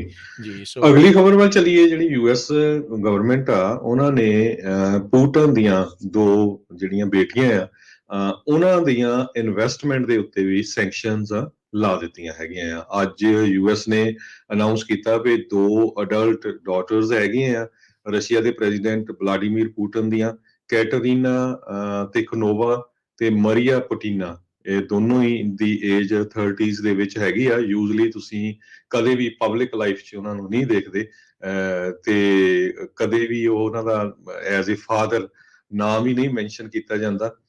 ਕ੍ਰੈਮਲਿਨ ਯੂਜ਼ਲੀ ਉਹਨਾਂ ਦੇ ਫਸਟ ਨਾਮ ਨਾਲ ਹੀ ਉਹਨਾਂ ਨੂੰ ਆਇਡੈਂਟੀਫਾਈ ਕਰਦਾ ਹੈਗਾ, ਤੇ ਕਹਿੰਦੇ ਵੀ ਉਹ ਪੁਟਿਨ ਦੇ ਨਾਲ ਹੀ ਰਹਿੰਦੀਆਂ ਹੈਗੀਆਂ। ਸੋ ਉਹਨਾਂ ਦੇ ਨਾਂ ਦੇ ਉੱਤੇ ਜਿੰਨੀ ਵੀ ਪ੍ਰਾਪਰਟੀਜ਼ ਆ ਜਾਂ ਜਿਹੜੇ ਬਿਜ਼ਨੈਸਸ ਉਹ ਕਰ ਰਹੀਆਂ, ਉਹਨਾਂ ਸਾਰਿਆਂ ਦੇ ਉੱਤੇ ਸੈਂਕਸ਼ਨਸ ਲਾ ਦਿੱਤੀਆਂ ਗਈਆਂ ਹੈਗੀਆਂ। ਜੀ। ਬੂਕਾ ਦੇ ਵਿੱਚ ਹੋਏ ਕਹਿ ਲਓ ਵੀ ਲੋਕਾਂ ਦਾ ਕਤਲੇਆਮ, ਸਮੂਹਕ ਤੌਰ ਦੇ ਉੱਤੇ ਜਿਹੜਾ ਉਹਨਾਂ ਦਾ ਕਤਲੇਆਮ ਕੀਤਾ ਗਿਆ ਆ, ਉਸ ਤੋਂ ਬਾਅਦ ਦੇ ਵਿੱਚ ਇਹ ਹੋਰ ਫੈਸਲੇ ਲਏ ਗਏ ਹੈਗੇ ਆ। 1.5 ਮਹੀਨਾ ਤਕਰੀਬਨ ਹੋ ਗਿਆ ਆ ਯੂਕਰੇਨ ਦੇ ਉੱਤੇ ਇਨਵੇਜਨ ਕੀਤਿਆਂ ਨੂੰ ਰੂਸ ਦੇ। ਸੋ ਉਹਨਾਂ ਨੇ ਬਹੁਤ ਸਾਰੀਆਂ ਸੈਂਕਸ਼ਨਸ ਪਹਿਲੋਂ ਵੀ ਅਮਰੀਕਾ ਤੇ ਹੋਰ ਮੁਲਕਾਂ ਦੇ ਦੁਆਰਾ ਲਾਈਆਂ ਗਈਆਂ ਸੀਗੀਆਂ, ਪਰ ਉਸ ਦੇ ਨਾਲ ਕੋਈ ਬਹੁਤਾ ਕਹਿੰਦੇ ਆ ਵੀ ਇਸ ਦੇ ਉੱਤੇ ਅਸਰ ਨਹੀਂ ਹੋਇਆ, ਤੇ ਹੁਣ ਇਹਨਾਂ ਦੇ ਉਹਦੇ ਨਿਆਣਿਆਂ ਦੇ ਉੱਤੇ ਵੀ ਟਾਰਗੇਟ ਕਰਨਾ ਜਿਹੜਾ ਉਹ ਸ਼ੁਰੂ ਕਰ ਦਿੱਤਾ ਆ। ਇੱਕ ਕਹਿ ਸਕਦੇ ਹਾਂ ਵੀ ਇਸ ਪੂਰੀ ਚੀਜ਼ ਦੇ ਵਿੱਚੋਂ ਇਹ ਗੱਲ ਨਿਕਲ ਕੇ ਸਾਹਮਣੇ ਆਈ ਹੈ, ਸ਼ਾਇਦ ਹੁਣ ਰੂਸ ਇਹ ਕਹਿ ਰਿਹਾ ਆ ਵੀ nuclear weapon off the table ਆ, ਵੀ ਉਸ ਦੀ ਵਰਤੋਂ ਜਿਹੜੀ ਉਹ ਨਹੀਂ ਕੀਤੀ ਜਾਵੇਗੀ, ਕਿਉਂਕਿ ਸ਼ੁਰੂਆਤੀ ਦੌਰ ਦੇ ਵਿੱਚ ਇੱਦਾਂ ਦੀ ਚਰਚਾ ਬਹੁਤ ਜ਼ਿਆਦਾ ਚੱਲਣੀ ਸ਼ੁਰੂ ਹੋ ਗਈ ਸੀ ਵੀ ਪਤਾ ਨਹੀਂ ਬੁਖਲਾਹਟ ਦੇ ਵਿੱਚ ਪੁਤਿਨ ਕੋਈ ਨਿਊਕਲੀਅਰ ਹਥਿਆਰ ਜਿਹੜਾ ਆ ਉਹ ਨਾ ਵਰਤ ਦੇਵੇ। ਪਰ ਰੂਸ ਵੱਲੋਂ ਕੁਝ ਅਜਿਹੀ ਇੱਕ ਬਿਆਨ ਆਇਆ ਸੀ ਜਿਸ ਦੇ ਵਿੱਚ ਨਿਊਕਲੀਅਰ ਵੈਪਨ ਨਾ ਵਰਤਣ ਦੀ ਗੱਲ ਉਹਨਾਂ ਨੇ ਆਖੀ ਸੀਗੀ। ਸੋ ਯੂਕਰੇਨ ਦੇ ਰਾਸ਼ਟਰਪਤੀ ਜ਼ੈਲੈਂਸਕੀ ਨੇ ਕੱਲ UN ਦੇ ਵਿੱਚ ਜਦੋਂ ਸੰਬੋਧਨ ਕਰ ਰਹੇ ਸੀ, ਝਾੜ ਬਹੁਤ ਪਾਈ UN ਦੀ ਸਿਕਿਉਰਿਟੀ ਕਾਉਂਸਲ ਨੂੰ। ਉਹਨਾਂ ਨੇ ਇਹ ਕਿਹਾ ਸਿੱਧੇ ਸ਼ਬਦਾਂ 'ਚ ਵੀ ਜੇ ਤੁਸੀਂ ਕੁਛ ਨਹੀਂ ਕਰਨ ਚੋਗੇ ਤਾਂ ਆਪਣੇ ਆਪ ਨੂੰ ਡਿਸੋਲਵ ਕਰੋ ਤਾਂ ਘਰੋਂ ਘਰੀ ਜਾਓ। ਸੋ ਮੁੱਖ ਤੌਰ ਦੇ ਉੱਤੇ ਉਸਨੇ ਅੰਡਰਲਾਈਨਿੰਗ ਗੱਲ ਜ਼ੈਲੈਂਸਕੀ ਨੇ UN ਸਿਕਿਉਰਿਟੀ ਕਾਉਂਸਲ ਨੂੰ ਇਹ ਆਖੀ ਵੀ ਤੁਹਾਡੇ ਮੂਹਰੇ ਇੰਨਾ ਕੁਛ ਕਤਲੇਆਮ ਜਿਹੜਾ ਉਹ ਹੋ ਰਿਹਾ ਆ, ਤੇ ਤੁਸੀਂ ਹੱਥ ਤੇ ਹੱਥ ਧਰੇ ਬੈਠੇ ਆ। ਇੱਕ ਹਿਸਾਬ ਦੇ ਨਾਲ ਕਹਿ ਲਓ ਵੀ ਇਨਡਾਇਰੈਕਟ ਵੇ ਦੇ ਨਾਲ ਸੈਸ਼ਨ ਤੇ ਸੈਸ਼ਨ ਸੱਦੀ ਜਾਂਦੇ ਆ, ਨਾਲ ਹੀ ਉਹ ਬੰਦਾ ਜਿਹੜਾ ਉਹ ਤੁਸੀਂ ਬਿਠਾਇਆ ਆ ਲਾਵਰੋਵ, ਉਹਨਾਂ ਦਾ ਜਿਹੜਾ ਬੰਦਾ ਹੈਗਾ ਮੇਨ ਰੂਸ ਦਾ, ਜਿਹੜਾ UN ਦੇ ਵਿੱਚ ਜਾਂਦਾ ਹੈ ਸਿਕਿਉਰਿਟੀ ਕਾਉਂਸਲ ਦੇ ਵਿੱਚ, ਤੇ ਤੁਸੀਂ ਕਰਾਉਂਦੇ ਜਿਹੜੇ ਉਹ ਕੁਛ ਵੀ ਨਹੀਂ ਆ। ਕਹਿੰਦੇ ਵੀ ਜੇ ਇਸ ਦਾ ਸਿੱਟਾ ਨਤੀਜਾ ਰੂਸ ਨੂੰ ਨਹੀਂ ਭੁਗਤਣਾ ਪਿਆ ਤਾਂ ਸਮਝ ਲਓ ਵੀ ਆਉਣ ਵਾਲੇ ਸਮੇਂ ਦੇ ਵਿੱਚ ਫਿਰ ਅੰਧੇਰ ਹੀ ਅੰਧੇਰ ਆ। ਉਧਰ ਸਾਡੇ ਜਿਹੜੇ ਚੀਫ ਆਫ ਸਟਾਫਸ ਹੈਗੇ ਆ ਜਨਰਲ ਕੈਲੀ, ਉਹਨਾਂ ਨੇ ਇਹ ਇੱਕ ਹਿਸਾਬ ਦੇ ਨਾਲ ਬਿਆਨ ਅਜਿਹਾ ਦਿੱਤਾ ਆ ਜਿਸ ਦੇ ਨਾਲ ਡਰ ਹੋਰ ਵੱਧਦਾ ਆ। ਕਹਿੰਦੇ ਵੀ ਆਉਣ ਵਾਲੇ ਸਮੇਂ ਦੇ ਵਿੱਚ ਸਿਗਨੀਫੀਕੈਂਟ ਇੰਟਰਨੈਸ਼ਨਲ ਕੌਨਫਲਿਕਟ ਦੇ ਵਧਣ ਦੇ ਜਿਹੜੇ ਅਸਾਰ ਹੈਗੇ। ਜਨਰਲ ਮਾਰਕ ਮਿਲੀ ਜਿਹੜੇ ਚੇਅਰਮੈਨ ਆਫ ਜੁਆਇੰਟ ਚੀਫਸ ਹੈਗੇ ਆ, ਉਹਨਾਂ ਨੇ ਜਿਹੜਾ ਇਹ ਆਖਿਆ ਆ। ਡਿਫੈਂਸ ਸਕੱਤਰ ਲੋਇਡ ਆਸਟਿਨ ਤੇ ਜਿਹੜੇ ਜਨਰਲ ਮਾਰਕ ਮਿਲੀ ਆ, ਇਹ ਹਾਊਸ ਆਰਮਡ ਸਰਵਿਸ ਕਮੇਟੀ ਦੇ ਸਾਹਮਣੇ ਪੇਸ਼ ਹੋਏ ਸੀ ਕਾਂਗਰਸ ਦੇ ਮੋਹਰੇ। ਇਹਨਾਂ ਨੇ ਪਹਿਲੀ ਵਾਰੀ ਇਹ ਟੈਸਟੀਮੋਨੀ ਦਿੱਤੀ ਆ ਰਸ਼ੀਆ ਦੀ ਇਨਵੇਜਨ ਤੋਂ ਬਾਅਦ ਦੇ ਵਿੱਚ ਯੂਕਰੇਨ ਦੇ ਨਾਲ। ਉੱਥੇ ਜਿਹੜੇ ਡਿਫੈਂਸ ਸਕੱਤਰ ਲੋਇਡ ਆਸਟਿਨ ਤੇ ਜਿਹੜੇ ਲਾਅ ਮੇਕਰ ਗੈਟਸ ਆ, ਉਹ ਆਪਸ ਦੇ ਵਿੱਚ ਕਹਿੰਦੇ ਕਾਫੀ ਕਹਿ ਲਓ ਵੀ ਤੂੰ ਮੈਂ ਵਾਲੀ ਗੱਲ ਹੀ ਇੱਕ ਹਿਸਾਬ ਦੇ ਨਾਲ ਪਹੁੰਚ ਗਈ। ਕਾਫੀ ਇੱਕ ਦੂਜੇ ਦੇ ਨਾਲ ਹੀਟਡ ਡਿਬੇਟ ਜਿਹੜਾ ਉਹ ਹੋ ਗਿਆ ਜਦ ਉਹਨਾਂ ਨੂੰ ਵੋਕਿਜ਼ਮ ਦੇ ਬਾਰੇ ਆਰਮੀ ਦੇ ਵਿੱਚ ਗੱਲਬਾਤ ਜਿਹੜੀ ਉਹ ਚੱਲੀ ਸੀ। ਸੋ ਜਿਹੜੇ ਲਾਅ ਮੇਕਰ ਗੈਟਸ ਆ, ਉਹਨਾਂ ਨੇ ਕਿਹਾ ਵੀ ਤੁਸੀਂ ਇਸ ਤਰੀਕੇ ਦੇ ਨਾਲ ਵੋਕਿਜ਼ਮ ਨੂੰ ਵਧਾਵਾ ਦੇ ਰਹੇ ਆ, ਤੇ ਜਿਸ ਦੇ ਜਵਾਬ ਦੇ ਵਿੱਚ ਕਿਹਾ ਵੀ ਸਾਨੂੰ ਪਤਾ ਆ ਵੀ ਅਸੀਂ ਜਿਹੜਾ ਉਹ ਕੀ ਕੁਛ ਕਰ ਰਹੇ ਆ। ਆਰਮੀ ਦਾ ਜਿਹੜਾ ਕੰਮ ਆ ਕਿਸੇ ਤਰੀਕੇ ਦੀ ਕੰਮ ਕਰਨ ਤੋਂ ਕੋਈ ਵੀ ਪਿੱਛੇ ਜਿਹੜਾ ਉਹ ਨਹੀਂ ਹਟਿਆ ਜਾ ਰਿਹਾ ਹੈਗਾ ਜੀ। ਸੋ ਬਿਲਕੁਲ ਅੱਜ US ਤੇ G7 ਤੇ ਯੂਰਪੀਅਨ ਯੂਨੀਅਨ ਦੇ ਮੈਂਬਰਸ ਨੇ ਹੋਰ ਸੈਂਕਸ਼ਨਸ ਜਿਹੜੀਆਂ ਰਸ਼ੀਆ ਦੇ ਉੱਤੇ ਲਾਈਆਂ ਹੈਗੀਆਂ ਆ। US ਤੇ US ਦੇ ਮੋਰ ਦੈਨ 30 ਜਿਹੜੇ ਐਲੀਜ਼ ਆ ਉਹਨਾਂ ਨੇ ਰਲ ਕੇ ਕੋਆਰਡੀਨੇਟਡ ਰਿਸਟ੍ਰਿਕਸ਼ਨਸ ਲਾਈਆਂ। ਕਹਿੰਦੇ ਵੀ ਇੰਨੀਆਂ ਰਿਸਟ੍ਰਿਕਸ਼ਨ ਰਸ਼ੀਆ ਤੇ ਲੱਗ ਗਈਆਂ ਆ, ਐਕਸਪਰਟਸ ਪ੍ਰੈਡਿਕਟ ਕਰਦੇ ਆ, ਉਹ ਦੇਖ ਰਹੇ ਆ ਵੀ ਰਸ਼ੀਆ ਦੀ GDP 15% ਕੰਟਰੈਕਟ ਹੋ ਜੂਗੀ। ਸੋ ਪਿਛਲੇ 15 ਸਾਲਾਂ ਦੇ ਵਿੱਚ ਜੋ ਕੁਝ ਰਸ਼ੀਆ ਨੇ ਗੇਨ ਕੀਤਾ ਉਹ ਸਾਰਾ ਕੁਝ ਖਤਮ ਹੋ ਜਾਊਗਾ। ਇਨਫਲੇਸ਼ਨ ਉਹਨਾਂ ਦੀ ਆਲਰੇਡੀ 15% ਉੱਪਰ ਚਲੇ ਗਈ ਆ ਤੇ ਫੋਰਕਾਸਟਰਸ ਇਹ ਵੀ ਪ੍ਰੈਡਿਕਟ ਕਰ ਰਹੇ ਆ ਵੀ ਇਹਦੇ ਤੋਂ ਵੀ ਉੱਪਰ ਜਾਊਗੀ। 600 ਤੋਂ ਵੱਧ ਪ੍ਰਾਈਵੇਟ ਸੈਕਟਰ ਕੰਪਨੀਆਂ ਰਸ਼ੀਆ ਨੂੰ ਛੱਡ ਕੇ ਚਲੇ ਗਈਆਂ ਆਲਰੇਡੀ। ਸਪਲਾਈ ਚੇਨ ਦਾ ਇਸ਼ੂ ਰਸ਼ੀਆ ਦੇ ਵਿੱਚ ਬਹੁਤ ਵੱਡਾ ਇਸ ਟਾਈਮ ਦੇ ਉੱਤੇ ਬਣਿਆ ਹੋਇਆ ਆ। ਕਹਿੰਦੇ ਵੀ ਐਜ਼ ਲੌਂਗ ਐਜ਼ ਰਸ਼ੀਆ ਵਾਲੇ ਬਰੂਟਲ ਅਟੈਕ ਜਿਹੜਾ ਕਰਦੇ ਰਹਿਣਗੇ ਯੂਕਰੇਨ ਦੇ ਉੱਤੇ ਤੇ ਅਸੀਂ ਇਕੱਠੇ ਹੀ ਰਹਿਣਗੇ, ਇਕੱਠੇ ਹੀ ਰਹਾਂਗੇ ਤੇ ਇਕੱਠੇ ਹੀ ਜਿਹੜਾ ਆ ਉਹਨਾਂ ਦੇ ਉੱਤੇ ਰਿਸਟ੍ਰਿਕਸ਼ਨ ਲਾਵਾਂਗੇ। ਰਸ਼ੀਆ ਦੀਆਂ ਸਭ ਤੋਂ ਵੱਡੀਆਂ ਫਾਈਨੈਂਸ਼ੀਅਲ ਇੰਸਟੀਟਿਊਸ਼ਨਸ, ਇੱਕ ਸਵੇਰ ਬੈਂਕ ਆ ਤੇ ਰਸ਼ੀਆ ਦੀ ਸਭ ਤੋਂ ਵੱਡੀ ਪ੍ਰਾਈਵੇਟ ਬੈਂਕ ਆਲਫਾ ਬੈਂਕ, ਉਹਨਾਂ ਦੇ ਉੱਤੇ ਵੀ ਜਿਹੜੀਆਂ ਰਿਸਟ੍ਰਿਕਸ਼ਨਸ ਲਾਈਆਂ ਗਈਆਂ ਆ। ਕੋਈ ਵੀ USA ਦਾ ਬੰਦਾ ਜਾਂ USA ਦਾ ਬਿਜ਼ਨਸ ਇਹਨਾਂ ਬੈਂਕਾਂ ਦੇ ਨਾਲ ਕਿਸੇ ਤਰ੍ਹਾਂ ਦਾ ਵੀ ਬਿਜ਼ਨਸ ਨਹੀਂ ਕਰ ਸਕਦਾ। ਜੀ ਬਿਲਕੁਲ। ਸੋ ਅਗਲੀ ਜਿਹੜੀ ਹਰਜੋਤ ਸਿੰਘ ਜੀ ਗੱਲ ਕਰਦੇ ਜਾਈਏ ਆਪਾਂ ਪ੍ਰਾਈਸ ਗੋਜਿੰਗ ਦੀ, ਤੁਸੀਂ ਗੱਲ ਕੀਤੀ ਸੀ ਵੀ ਆਇਲ ਦੇ ਐਗਜ਼ੈਕਟਿਵਸ ਆ ਉਹ ਇੱਕ ਸਬ ਕਮੇਟੀ ਦੇ ਸਾਹਮਣੇ ਉਹਨਾਂ ਨੂੰ ਪੇਸ਼ ਅੱਜ ਕੀਤਾ ਗਿਆ ਆ। ਇੱਧਰ ਕੈਲੀਫੋਰਨੀਆ ਦੇ ਵਿੱਚ ਜਿਹੜੇ ਸਾਡੇ ਅਟਰਨੀ ਜਨਰਲ ਆ ਉਹਨਾਂ ਨੇ ਸਮਾਰਟ ਐਂਡ ਫਾਈਨਲ ਜਿਹੜਾ ਗਰੋਸਰ ਸ਼ਾਪ ਹੈਗੀ ਆ ਉਹਨਾਂ ਉੱਤੇ $1,75,000 ਦਾ ਜੁਰਮਾਨਾ ਜਿਹੜਾ ਉਹ ਪਾਇਆ ਆ। ਸਮਾਰਟ ਐਂਡ ਫਾਈਨਲ ਮੰਨ ਗਿਆ ਵੀ ਉਹ $2.25 ਲੱਖ ਦਾ ਜੁਰਮਾਨਾ ਭਰਨਗੇ ਕਿਉਂਕਿ ਉਹਨਾਂ ਉੱਤੇ ਪ੍ਰਾਈਸ ਗੋਜਿੰਗ ਦੇ ਦੋਸ਼ ਲੱਗੇ ਸੀ COVID-19 ਪੈਂਡੈਮਿਕ ਦੇ ਦੌਰਾਨ। 4 ਮਾਰਚ 2020 ਨੂੰ ਜਿਹੜੇ ਗਵਰਨਰ ਨਿਊਸਮ ਉਹਨਾਂ ਦੁਆਰੇ ਸਟੇਟ ਆਫ ਐਮਰਜੈਂਸੀ ਘੋਸ਼ਿਤ ਕਰ ਦਿੱਤੀ ਗਈ ਸੀ।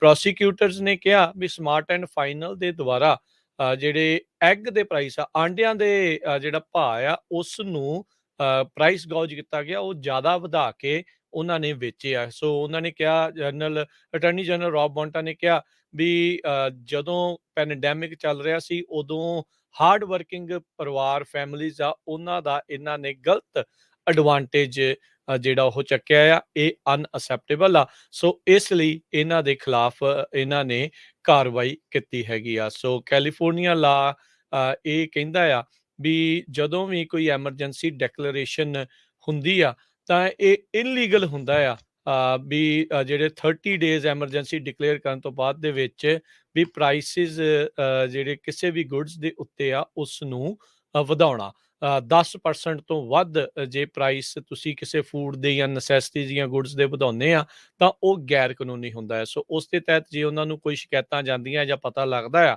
ਤੇ ਫਿਰ ਅਟਾਰਨੀ ਜਨਰਲ ਦਾ ਆਫਿਸ ਇਸ ਦੇ ਉੱਤੇ ਕਾਰਵਾਈ ਕਰਦਾ ਹੈਗਾ ਆ। ਸੋ ਕਹਿੰਦੇ ਵੀ ਕੁਛ ਪ੍ਰਾਈਸ ਤਾਂ ਇਹਨਾਂ ਨੇ 25% ਜਿਹੜੇ ਉਹ ਐਮਰਜੈਂਸੀ ਤੇ ਪਹਿਲੋਂ ਨਾਲੋਂ ਵਧਾ ਦਿੱਤੇ ਸੀਗੇ। ਸੋ ਇਹ ਜਿਹੜੀ ਕੰਪਨੀ ਆ smart and final California, Arizona, Nevada ਤੇ ਨਦਰਨ ਮੈਕਸੀਕੋ ਦੇ ਅੰਡਰ ਜਿਹੜੀ ਆ ਉੱਥੇ ਚੱਲਦੀ ਹੈਗੀ ਆ। ਸੋ ਇਸ ਦੇ ਤਹਿਤ ਹੁਣ ਇਹਨਾਂ ਨੂੰ $2.25 ਲੱਖ ਦਾ ਜੁਰਮਾਨਾ ਪਿਆ ਆ।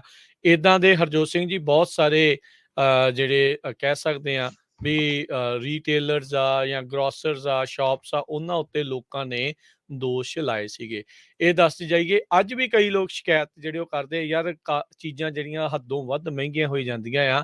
ਹਰ ਇੱਕ ਸਟੇਟ ਦੇ ਵਿੱਚ ਅਟਾਰਨੀ ਜਨਰਲ ਦੇ ਆਫਿਸ ਦਾ ਇੱਕ ਵਿਸ਼ੇਸ਼ ਵਿਭਾਗ ਹੁੰਦਾ ਹੈ, ਉਸ ਦੇ ਅਧੀਨ ਪ੍ਰਾਈਸ ਗੋਜਿੰਗ ਨੂੰ ਜਿਹੜਾ ਉਹ ਚੈੱਕ ਕਰਨ ਦੇ ਲਈ। ਜੇ ਤੁਹਾਨੂੰ ਲੱਗਦਾ ਆ ਵੀ ਕੋਈ ਇਦਾਂ ਕਰ ਰਿਹਾ ਹੈ ਤਾਂ ਤੁਸੀਂ ਪ੍ਰਾਈਸ ਗੋਜਿੰਗ ਦੇ ਲਾਜ਼ ਦੇ ਤਹਿਤ ਅਟਾਰਨੀ ਜਨਰਲ ਦੇ ਆਫਿਸ ਦੇ ਵਿੱਚ ਸ਼ਿਕਾਇਤ ਕਰ ਸਕਦੇ ਹੁੰਦੇ ਆ। ਸੋ ਤੁਸੀਂ ਜੇ ਆਨਲਾਈਨ ਜਾਓਗੇ ਤਾਂ ਇਹ oag.ca.gov ਇਹ ਆਫਿਸ ਕੈਲੀਫੋਰਨੀਆ ਦੇ ਵਿੱਚ ਹੈਗਾ ਆ। ਜੇ ਤੁਹਾਨੂੰ ਲੱਗਦਾ ਵੀ ਕੋਈ ਧੱਕਾ ਜਿਹੜਾ ਇਸ ਤਰੀਕੇ ਦੇ ਨਾਲ ਕਰ ਰਿਹਾ ਆ, ਨੈਸੈਸਿਟੀ ਦੀਆਂ ਚੀਜ਼ਾਂ ਦੀ ਪ੍ਰਾਈਸ ਐਮਰਜੈਂਸੀ ਤੋਂ ਬਾਅਦ ਚ ਵਧਾ ਰਿਹਾ ਆ, ਤਾਂ ਤੁਸੀਂ ਉੱਥੇ ਸ਼ਿਕਾਇਤ ਕਰ ਸਕਦੇ ਆ। ਜੀ ਸੋ ਬਿਲਕੁਲ। ਇਸ ਤੋਂ ਪਹਿਲਾਂ ਜਦੋਂ ਹੀ ਕਰੋਨਾ ਵਾਇਰਸ ਸ਼ੁਰੂ ਹੋਇਆ ਸੀ ਸਾਡੇ ਬੇ ਏਰੀਏ ਦੇ ਵਿੱਚ ਵੀ ਇੰਡੀਅਨ ਗਰੋਸਰੀ ਸਟੋਰ ਕੁਛ ਉਹ ਪ੍ਰਾਈਸ ਗੋਜਿੰਗ ਦੇ ਵਿੱਚ ਉਹਨਾਂ ਨੂੰ ਕਾਫੀ ਵੱਡਾ ਫਾਈਨ ਕੀਤਾ ਗਿਆ ਸੀ। ਉਧਰ ਇੰਡੀਆ ਦੀ ਸਰਕਾਰ ਜਿਹੜੀ ਆ ਖਾਸ ਕਰਕੇ 에ਅਰ ਇੰਡੀਆ ਨਾਟ ਇੰਡੀਆ ਦੀ ਸਰਕਾਰ, ਉਹਨਾਂ ਨੇ ਵੀ ਕੈਨੇਡਾ ਦੇ ਵਿੱਚ ਕੁਝ ਲੋਕ ਜਿਹੜੇ ਏਜੰਟਸ ਆ, ਜਿਹੜੇ ਟਿਕਟਾਂ ਸੈੱਲ ਕਰਦੇ ਆ, ਉਹਨਾਂ ਨੂੰ ਟਿਕਟਾਂ ਸੈੱਲ ਕਰਨ ਤੋਂ ਬੰਦ ਕੀਤਾ। ਕਹਿੰਦੇ ਵੀ ਉਹ ਵੀ ਪ੍ਰਾਈਸ ਗੋਜਿੰਗ ਕਰ ਰਹੇ ਹੈਗੇ। ਜਦੋਂ ਟਿਕਟਾਂ ਤੁਸੀਂ ਏਜੰਟ ਦੇ ਕੋਲੋਂ ਖਰੀਦਦੇ ਆ ਤੇ ਉਹ ਵਧਾਈ ਵੱਧ ਕਰਕੇ ਜਿਹੜੀਆਂ ਟਿਕਟਾਂ ਵੇਚਦੇ ਹੈਗੇ ਆ, ਜਾਣਬੁੱਝ ਕੇ ਪ੍ਰਾਈਸ ਗੋਜਿੰਗ ਕਰ ਰਹੇ, ਸੋ ਉਹਨਾਂ ਨੂੰ ਬੈਨ ਕੀਤਾ ਗਿਆ ਆ। ਸੋ ਇਹ 에ਅਰ ਇੰਡੀਆ ਵੱਲੋਂ ਵੀ ਖਬਰ ਆ ਰਹੀ ਆ।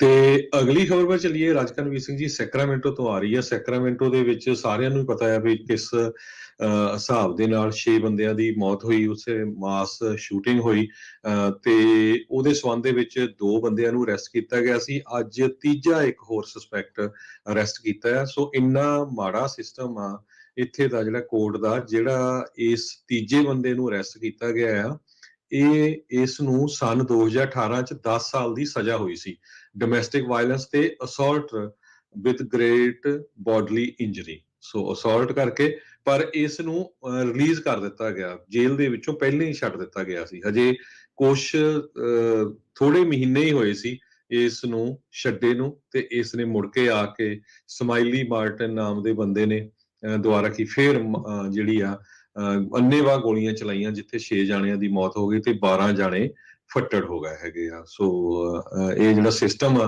ਕੈਲੀਫੋਰਨੀਆ ਡਿਪਾਰਟਮੈਂਟ ਆਫ ਕਰੈਕਸ਼ਨ ਤੇ ਰੀਹੈਬਲੀਟੇਸ਼ਨ ਦਾ, ਇਹ ਬਹੁਤ ਮੈਸਅਪ ਆ। ਆਪਾਂ ਬਾਰ-ਬਾਰ ਸੁਣਦੇ ਆਏ ਆ ਬਹੁਤ ਸਾਰੇ ਪੋਲੀਟੀਸ਼ੀਅਨ ਕੋਲੋਂ, ਬਹੁਤ ਸਾਰੇ ਲੋਕਾਂ ਕੋਲੋਂ, ਵੀ ਇਹ ਸਹੀ ਤਰੀਕੇ ਦੇ ਨਾਲ ਨਹੀਂ ਚੱਲ ਰਿਹਾ। ਜਦ ਪਤਾ ਹੈ ਵੀ ਤੁਹਾਨੂੰ ਇਹ ਬੰਦਾ ਇੰਨਾ ਵਾਇਲੈਂਟ ਆ, ਕ੍ਰਿਮੀਨਲ ਉਹਦੀ ਹਿਸਟਰੀ ਆ, 2013 ਤੋਂ ਹੀ ਉਹਦੀ ਕ੍ਰਿਮੀਨਲ ਹਿਸਟਰੀ ਸੀਗੀ। 2013 ਚ ਵੀ ਅਰੈਸਟ ਹੋਇਆ ਸੀ, 2018 ਜਦੋਂ ਅਰੈਸਟ ਹੋਇਆ ਉਹਨੂੰ 10 ਸਾਲ ਦੀ ਸਜ਼ਾ ਹੋਈ ਸੀ, ਤੇ ਉਹਨੂੰ ਹੁਣ ਥੋੜਾ ਟਾਈਮ ਪਹਿਲਾਂ ਹੀ ਛੱਡਿਆ ਸੀ, ਤੇ ਆਂਦੇ ਨੇ ਫੇਰ ਜਿਹੜੀ ਆ ਗੋਲੀਆਂ ਚਲਾਤੀਆਂ। ਜੀ ਬਿਲਕੁਲ। ਕਹਿੰਦੇ ਵੀ ਲੋਕ ਜਿਹੜੇ ਕੁਛ ਇਦਾਂ ਦੇ ਆ ਵੀ ਨੌਨ ਜਿਹੜੇ ਕ੍ਰਾਈਮ ਨਹੀਂ, ਨੌਨ ਵਾਇਲੈਂਟ ਕ੍ਰਾਈਮ ਵਾਲੇ ਆ, ਉਹਨਾਂ ਲੋਕਾਂ ਨੂੰ ਤਾਂ ਅੰਦਰ ਰੱਖੀ ਰੱਖਦੇ ਆ। ਅਜਿਹੇ ਲੋਕ ਜਿਹੜੇ ਆ ਉਹਨਾਂ ਨੂੰ ਬਾਹਰ ਜਾਣ ਦਾ ਮੌਕਾ ਮਿਲ ਜਾਂਦਾ ਵੀ ਸਾਡੀਆਂ ਜੇਲ੍ਹਾਂ ਜਿਹੜੀਆਂ ਭਰੀਆਂ ਪਈਆਂ। ਨੋ ਡਾਊਟ ਜਿਹੜਾ ਪ੍ਰਿਜ਼ਨ ਕੰਪਲੈਕਸ ਆ ਬਹੁਤ ਹੀ ਜ਼ਿਆਦਾ ਫਾਇਦੇਮੰਦ ਇੱਕ ਕੰਪਲੈਕਸ ਜਿਹੜਾ ਇਸ ਟਾਈਮ ਅਮਰੀਕਾ 'ਚ ਬਣਿਆ ਆ, ਜਿਸ ਦੇ ਵਿੱਚ ਪ੍ਰਾਈਵੇਟ ਪ੍ਰਿਜ਼ਨਸ ਚੰਗੇ ਟੈਕਸ ਪੇਅਰ ਦੇ ਮਨੀ ਜਿਹੜੇ ਆ ਉਹ ਇਸ ਦੇ ਵਿੱਚ ਜਿਹੜੇ ਉਹ ਲੱਗਦੇ ਆ। ਪਰ ਫਿਰ ਵੀ ਉਸ ਦੇ ਬਾਵਜੂਦ ਪੂਰੀ ਦੁਨੀਆ ਦੇ ਵਿੱਚ ਸਭ ਤੋਂ ਵੱਧ ਇਨਕਾਰਸਨੇਟਡ ਲੋਕ ਅਮਰੀਕਾ ਦੇ ਵਿੱਚ ਆ, ਪਰ ਫਿਰ ਵੀ ਅਜਿਹਾ ਕੁਛ ਜਿਹੜਾ ਆ ਉਹ ਨਾਲ ਦੇ ਨਾਲ ਹੋਈ ਜਾ ਰਿਹਾ ਹੈਗਾ ਆ। ਸੋ ਪਤਾ ਨਹੀਂ ਇਸ ਸਥਿਤੀ ਦੇ ਵਿੱਚ ਕਦੀ ਸੁਧਾਰ ਆ ਸਕੂਗਾ ਜਾਂ ਨਹੀਂ। ਤੇ ਹਰਜੋਤ ਸਿੰਘ ਜੀ, ਆਪਾਂ ਇੱਥੇ ਇੱਕ ਬ੍ਰੇਕ ਲੈਂਦੇ ਹਾਂ। ਬ੍ਰੇਕ ਤੋਂ ਬਾਅਦ ਮੁੜ ਕੇ ਫਿਰ ਵਾਪਸ ਹਾਜ਼ਰ ਹੋਵਾਂਗੇ ਤੇ ਖਬਰਾਂ ਦਾ ਸਿਲਸਿਲਾ ਜਿਹੜਾ ਆ ਉਹ ਚੱਲਦਾ ਰਹੇਗਾ, ਅਪਡੇਟ ਅਮਰੀਕਾ ਦੇ ਵਿੱਚ। ਤੇ ਬੇਕਰਸਫੀਲਡ ਦੇ ਵਿੱਚ ਅੱਜ ਜਿਹੜੀ ਇੱਕ ਹਰਜੋਤ ਸਿੰਘ ਜੀ ਵੋਟ ਹੋਣੀ ਆ ਦੁਬਾਰੇ ਮੈਪ ਨੂੰ ਲੈ ਕੇ, ਜਿਸ ਦੇ ਵਿੱਚ ਪੰਜਾਬੀਆਂ ਨੂੰ ਵੰਡੇ ਜਾਣ ਦੀ ਜਿਹੜੀ ਕੋਸ਼ਿਸ਼ ਸੀ, ਪਰ ਉਸ ਦੇ ਉਲਟ ਜਿਹੜੀਆਂ ਕੋਸ਼ਿਸ਼ਾਂ ਹੋਈਆਂ ਸੀ, ਉਸ ਦੇ ਬਾਰੇ ਜਿਹੜੀ ਆਪਾਂ ਚਰਚਾ ਜਿਹੜੀ ਉਹ ਕਰਾਂਗੇ ਬੇਕਰਸਫੀਲਡ ਦੇ ਨਾਲ ਸੰਬੰਧਿਤ ਇਹ ਖਬਰ। ਸੋ ਏਦਾਂ ਹੀ ਜੁੜੇ ਰਹੋ ਪੰਜਾਬੀ ਰੇਡੀਓ USA ਦੇ ਨਾਲ ਜੀ।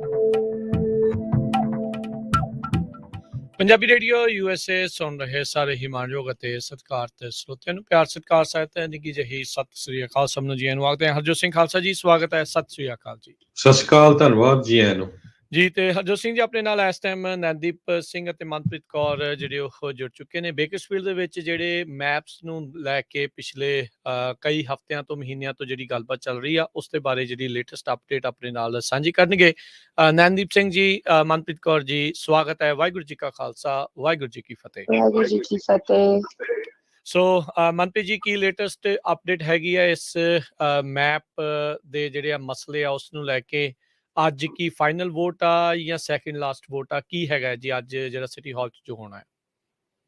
ਹਾਂਜੀ, ਸੋ ਜਿਵੇਂ ਸਰੋਤਿਆਂ ਨੂੰ ਵੀ ਪਤਾ, ਆਪਾਂ ਕਾਫੀ ਇਕੱਠ ਕੀਤਾ ਆਪਣੀ ਜਿਹੜੀ ਪਿਛਲੀ ਸਿਟੀ ਕਾਉਂਸਲ ਮੀਟਿੰਗ ਸੀ ਤਕਰੀਬਨ 3 ਕੁ ਹਫ਼ਤੇ ਪਹਿਲਾਂ, ਤੇ ਉੱਥੇ ਜਿਹੜਾ ਆਪਣਾ ਕਮਿਊਨਿਟੀ ਮੈਪ ਸੀਗਾ ਉਹ ਅੱਗੇ ਗਿਆ, ਵੋਟ ਪਈ, ਉਹਦੇ ਲਈ ਪੋਜ਼ਿਟਿਵ ਰਿਸਪਾਂਸ ਆਇਆ ਸਿਟੀ ਕਾਉਂਸਲ ਤੋਂ। ਤੇ ਅੱਜ ਜਿਹੜੀ ਵੋਟ ਪੈਣੀ ਆ ਸ਼ਾਮ ਨੂੰ, ਇਹ ਸਮਝ ਲਓ ਕਿ ਵੀ ਇੱਕ ਤਰ੍ਹਾਂ ਦੀ ਫਾਈਨਲ ਵੋਟ ਆ, ਸੈਕਿੰਡ ਟੂ ਲਾਸਟ ਹੀਅਰਿੰਗ ਆ, ਪਰ ਅੱਜ ਜਿਵੇਂ ਇੱਕ ਆਖਰੀ ਵਾਰ ਉਹ ਵੋਟ ਪੈ ਸਕਦੀ ਆ, ਪੈਣੀ ਆਪਣੇ ਮੈਪ ਦੇ ਲਈ। ਸੋ ਆਪਾਂ ਫਿਰ ਵੀ ਅੱਜ ਕੋਸ਼ਿਸ਼ ਕਰਨੀ ਕਿ ਵੀ ਸੰਗਤ ਨੇ ਪਹੁੰਚਣਾ ਵਾ, ਤਾਂ ਕਿ ਆਪਾਂ ਇੱਕ ਤਾਂ ਧੰਨਵਾਦ ਕਰ ਸਕੀਏ ਸਿਟੀ ਕਾਉਂਸਲ ਦਾ ਕਿ ਵੀ ਆਪਣੀ ਕਮਿਊਨਿਟੀ ਨੂੰ ਇਹਨਾਂ ਨੇ ਜਿਵੇਂ ਅੱਡ ਨਹੀਂ ਕੀਤਾ। ਐਂਡ ਸੋ ਇਹਦੇ ਕਰਕੇ ਫਿਰ ਅੱਜ ਦੀ ਮੀਟਿੰਗ ਵੀ ਜ਼ਰੂਰੀ ਆ, ਪਰ ਇੱਕ ਤਰ੍ਹਾਂ ਦੀ ਇੱਕ ਫਾਈਨਲ ਵੋਟ ਪੈ ਸਕਦੀ ਹੈ ਅੱਜ। ਜੀ। ਸੋ ਆਪਾਂ ਜਿਹੜੇ ਦੱਸਦੇ ਜਾਈਏ ਬੇਕਰਸਫੀਲਡ ਦੇ ਜਿੰਨੇ ਵੀ ਇਸ ਟਾਈਮ ਰਹਿ ਰਹੇ ਆ, ਵੀ ਜਿਸ ਤਰੀਕੇ ਨਾਲ ਤੁਸੀਂ ਉਤਸ਼ਾਹ ਦੇ ਨਾਲ ਲਾਸਟ ਮੀਟਿੰਗ ਦੇ ਵਿੱਚ ਗਏ ਸੀ, ਇਸ ਵਾਰ ਵੀ ਜਿਹੜਾ ਉਹ ਜ਼ਰੂਰ ਜਾਓ। ਇਹ ਨਾ ਹੋਵੇ ਵੀ ਅਖੀਰ ਦੇ ਵਿੱਚ ਕੋਈ ਪੁੱਠੀ ਸਿੱਧੀ ਚਾਲ ਕਰਦੇ ਕਰਦੇ ਵੀ ਤੁਹਾਨੂੰ ਪਹਿਲੋਂ ਕਹੀ ਜਾਣ ਵੀ ਅਸੀਂ ਤੁਹਾਡਾ ਮੈਪ ਕਰ ਦਾਂਗੇ ਪਾਸ, ਤੇ ਅਖੀਰ ਦੇ ਵਿੱਚ ਕੁਝ ਹੋਰ ਉਲਟ ਫੇਰ ਜਿਹੜਾ ਹੋ ਜਾਵੇ। ਕਿਉਂਕਿ ਇੱਦਾਂ ਦਾ ਜਦੋਂ ਮਸਲਾ ਹੁੰਦਾ ਆ, ਸਿਆਸਤਦਾਨਾਂ ਦੇ ਉੱਤੇ ਦਬਾਅ ਜਿਹੜਾ ਬਹੁਤ ਜ਼ਿਆਦਾ ਬਣਾਇਆ ਜਾਂਦਾ।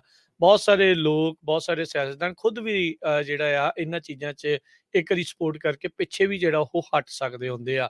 ਸੋ ਅਸੀਂ ਤਾਂ ਬੇਨਤੀ ਕਰਦੇ ਹਾਂ ਵੀ ਬੇਕਰਸਫੀਲਡ ਦੇ ਨਿਵਾਸੀਆਂ ਨੂੰ ਵੀ ਵੱਧ ਤੋਂ ਵੱਧ ਜਿਹੜਾ ਉੱਥੇ ਪਹੁੰਚੋ, ਤਾਂ ਜੋ ਉਹਨਾਂ ਉੱਤੇ ਮੋਹਰੇ ਜਿਹੜਾ ਉਹ ਦਬਾਅ ਬਣਿਆ ਰਵੇ, ਤੇ ਇਹ ਨਾ ਹੋਵੇ ਵੀ ਇਹ ਵਨ ਟਾਈਮ ਇਕੱਠੇ ਹੋਏ ਸੀ ਤੇ ਬਾਅਦ ਦੇ ਵਿੱਚ ਇਹਨਾਂ ਨੂੰ ਕੋਈ ਫਿਕਰ ਨਹੀਂ ਹੈਗਾ। ਸੋ ਮੇਕ ਸ਼ੋਰ ਕਰੋ ਵੀ ਅੱਜ ਦੀ ਮੀਟਿੰਗ 'ਚ ਜਾਓ। ਸੋ ਮਨਪ੍ਰੀਤ ਤੇ ਨੈਨਦੀਪ ਇਹ ਜ਼ਰੂਰ ਦੱਸ ਦਿਓ ਵੀ ਅੱਜ ਕਿੰਨੇ ਵਜੇ ਤੇ ਕਿਹੜੀ ਥਾਂ ਦੇ ਉੱਤੇ ਜਿਹੜੀ final vote kind of thing ਹੋਣੀ ਹੈਗੀ ਆ?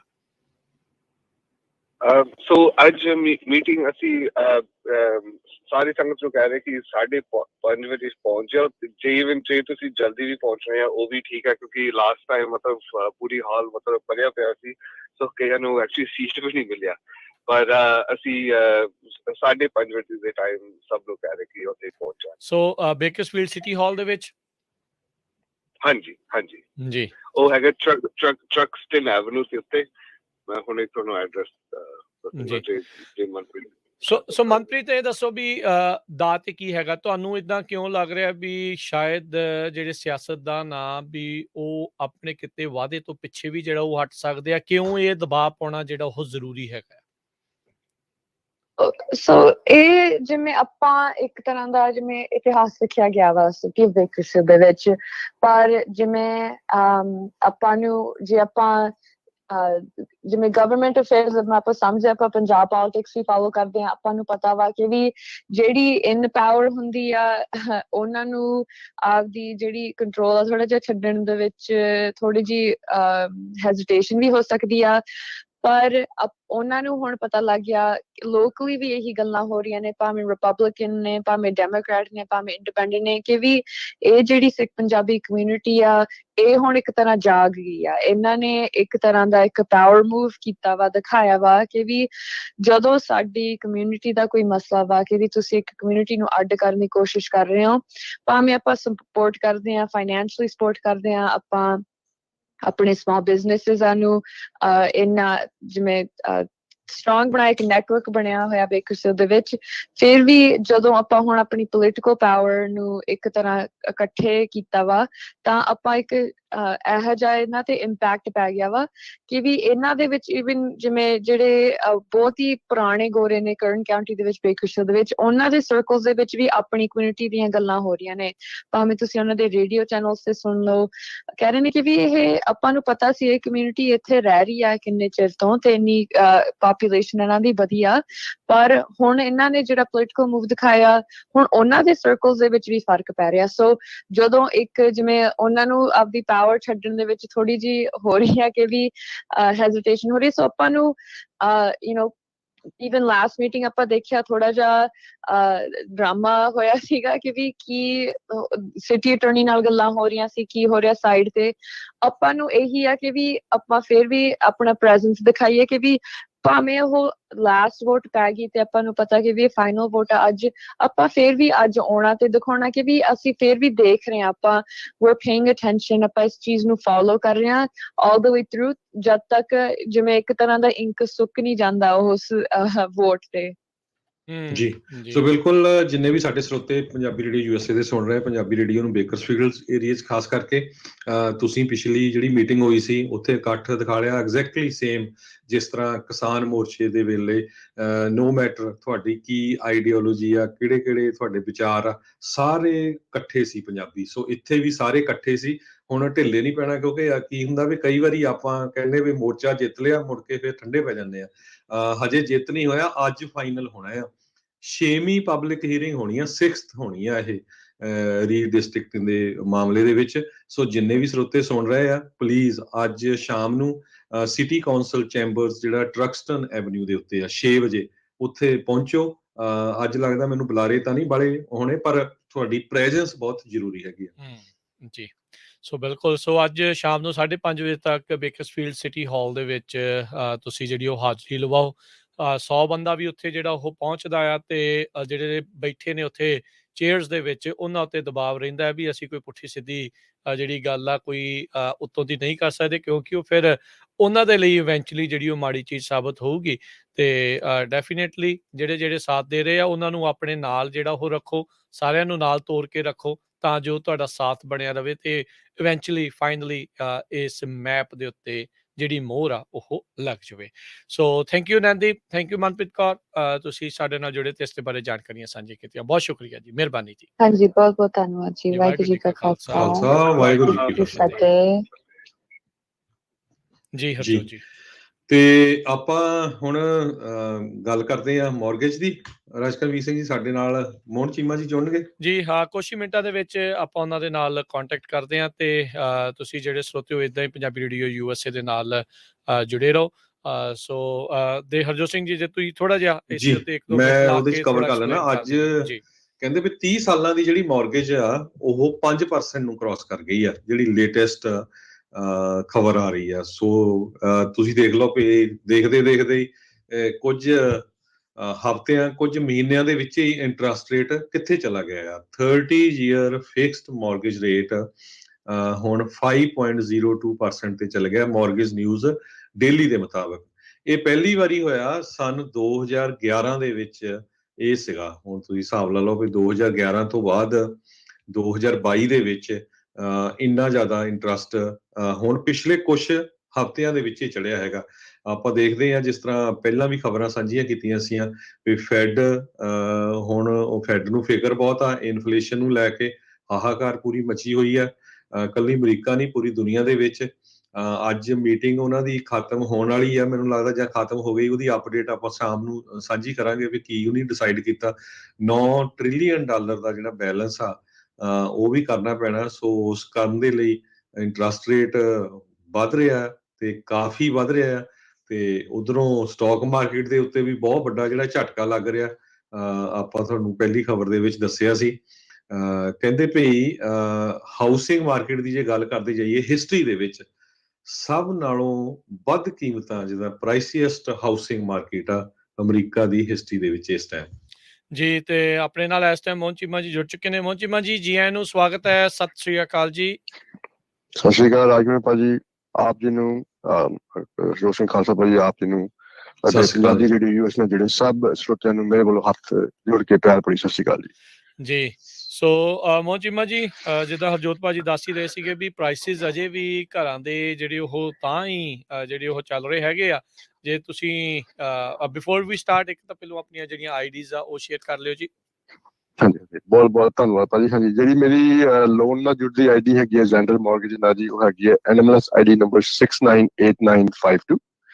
ਜਿਹੜੀ ਸਾਡੀ ਰੀਅਲ ਸਟੇਟ ਨਾਲ ਆਈਡੀ ਜੁੜਦੀ ਹੈ DRE ਨੰਬਰ ਹੈਗਾ ਜੀ ਮੇਰਾ 02067197 ਜੀ। ਸੋ ਇੱਕ ਤੁਸੀਂ ਲਾਸਟ ਵੀਕ ਆਪਾਂ ਸ਼ੇਅਰ ਕੀਤਾ ਸੀ ਵੀ ਇੰਡੀਆਨਾ ਦੇ ਵਿੱਚ ਵੀ ਹੁਣ ਤੁਹਾਡੀਆਂ ਜਿਹੜੀਆਂ ਸਰਵਿਸਿਜ਼ ਆ ਮੌਰਗੇਜਸ ਦੇ ਲਈ ਉਹ ਸ਼ੁਰੂ ਨੇ। ਥੋੜਾ ਉਸ ਦੇ ਬਾਰੇ ਤੁਸੀਂ ਜੇ ਜਾਣਕਾਰੀ ਹੋਰ ਸਾਂਝੀ ਕਰ ਲਿਓ ਜੀ। ਹਾਂਜੀ ਵੀਰ ਜੀ, ਸੋ ਇੰਡੀਆਨਾ ਦੇ ਵਿੱਚ ਕਾਫੀ ਸਾਨੂੰ ਨਾ ਸਾਡੀ ਕਾਫੀ ਰਿਕੁਐਸਟ ਆਉਂਦੀਆਂ ਰਹੀਆਂ ਵੀ ਤੁਸੀਂ ਸਾਨੂੰ ਉੱਥੇ ਵੀ ਸਰਵਿਸਿਜ਼ ਦਿਓ।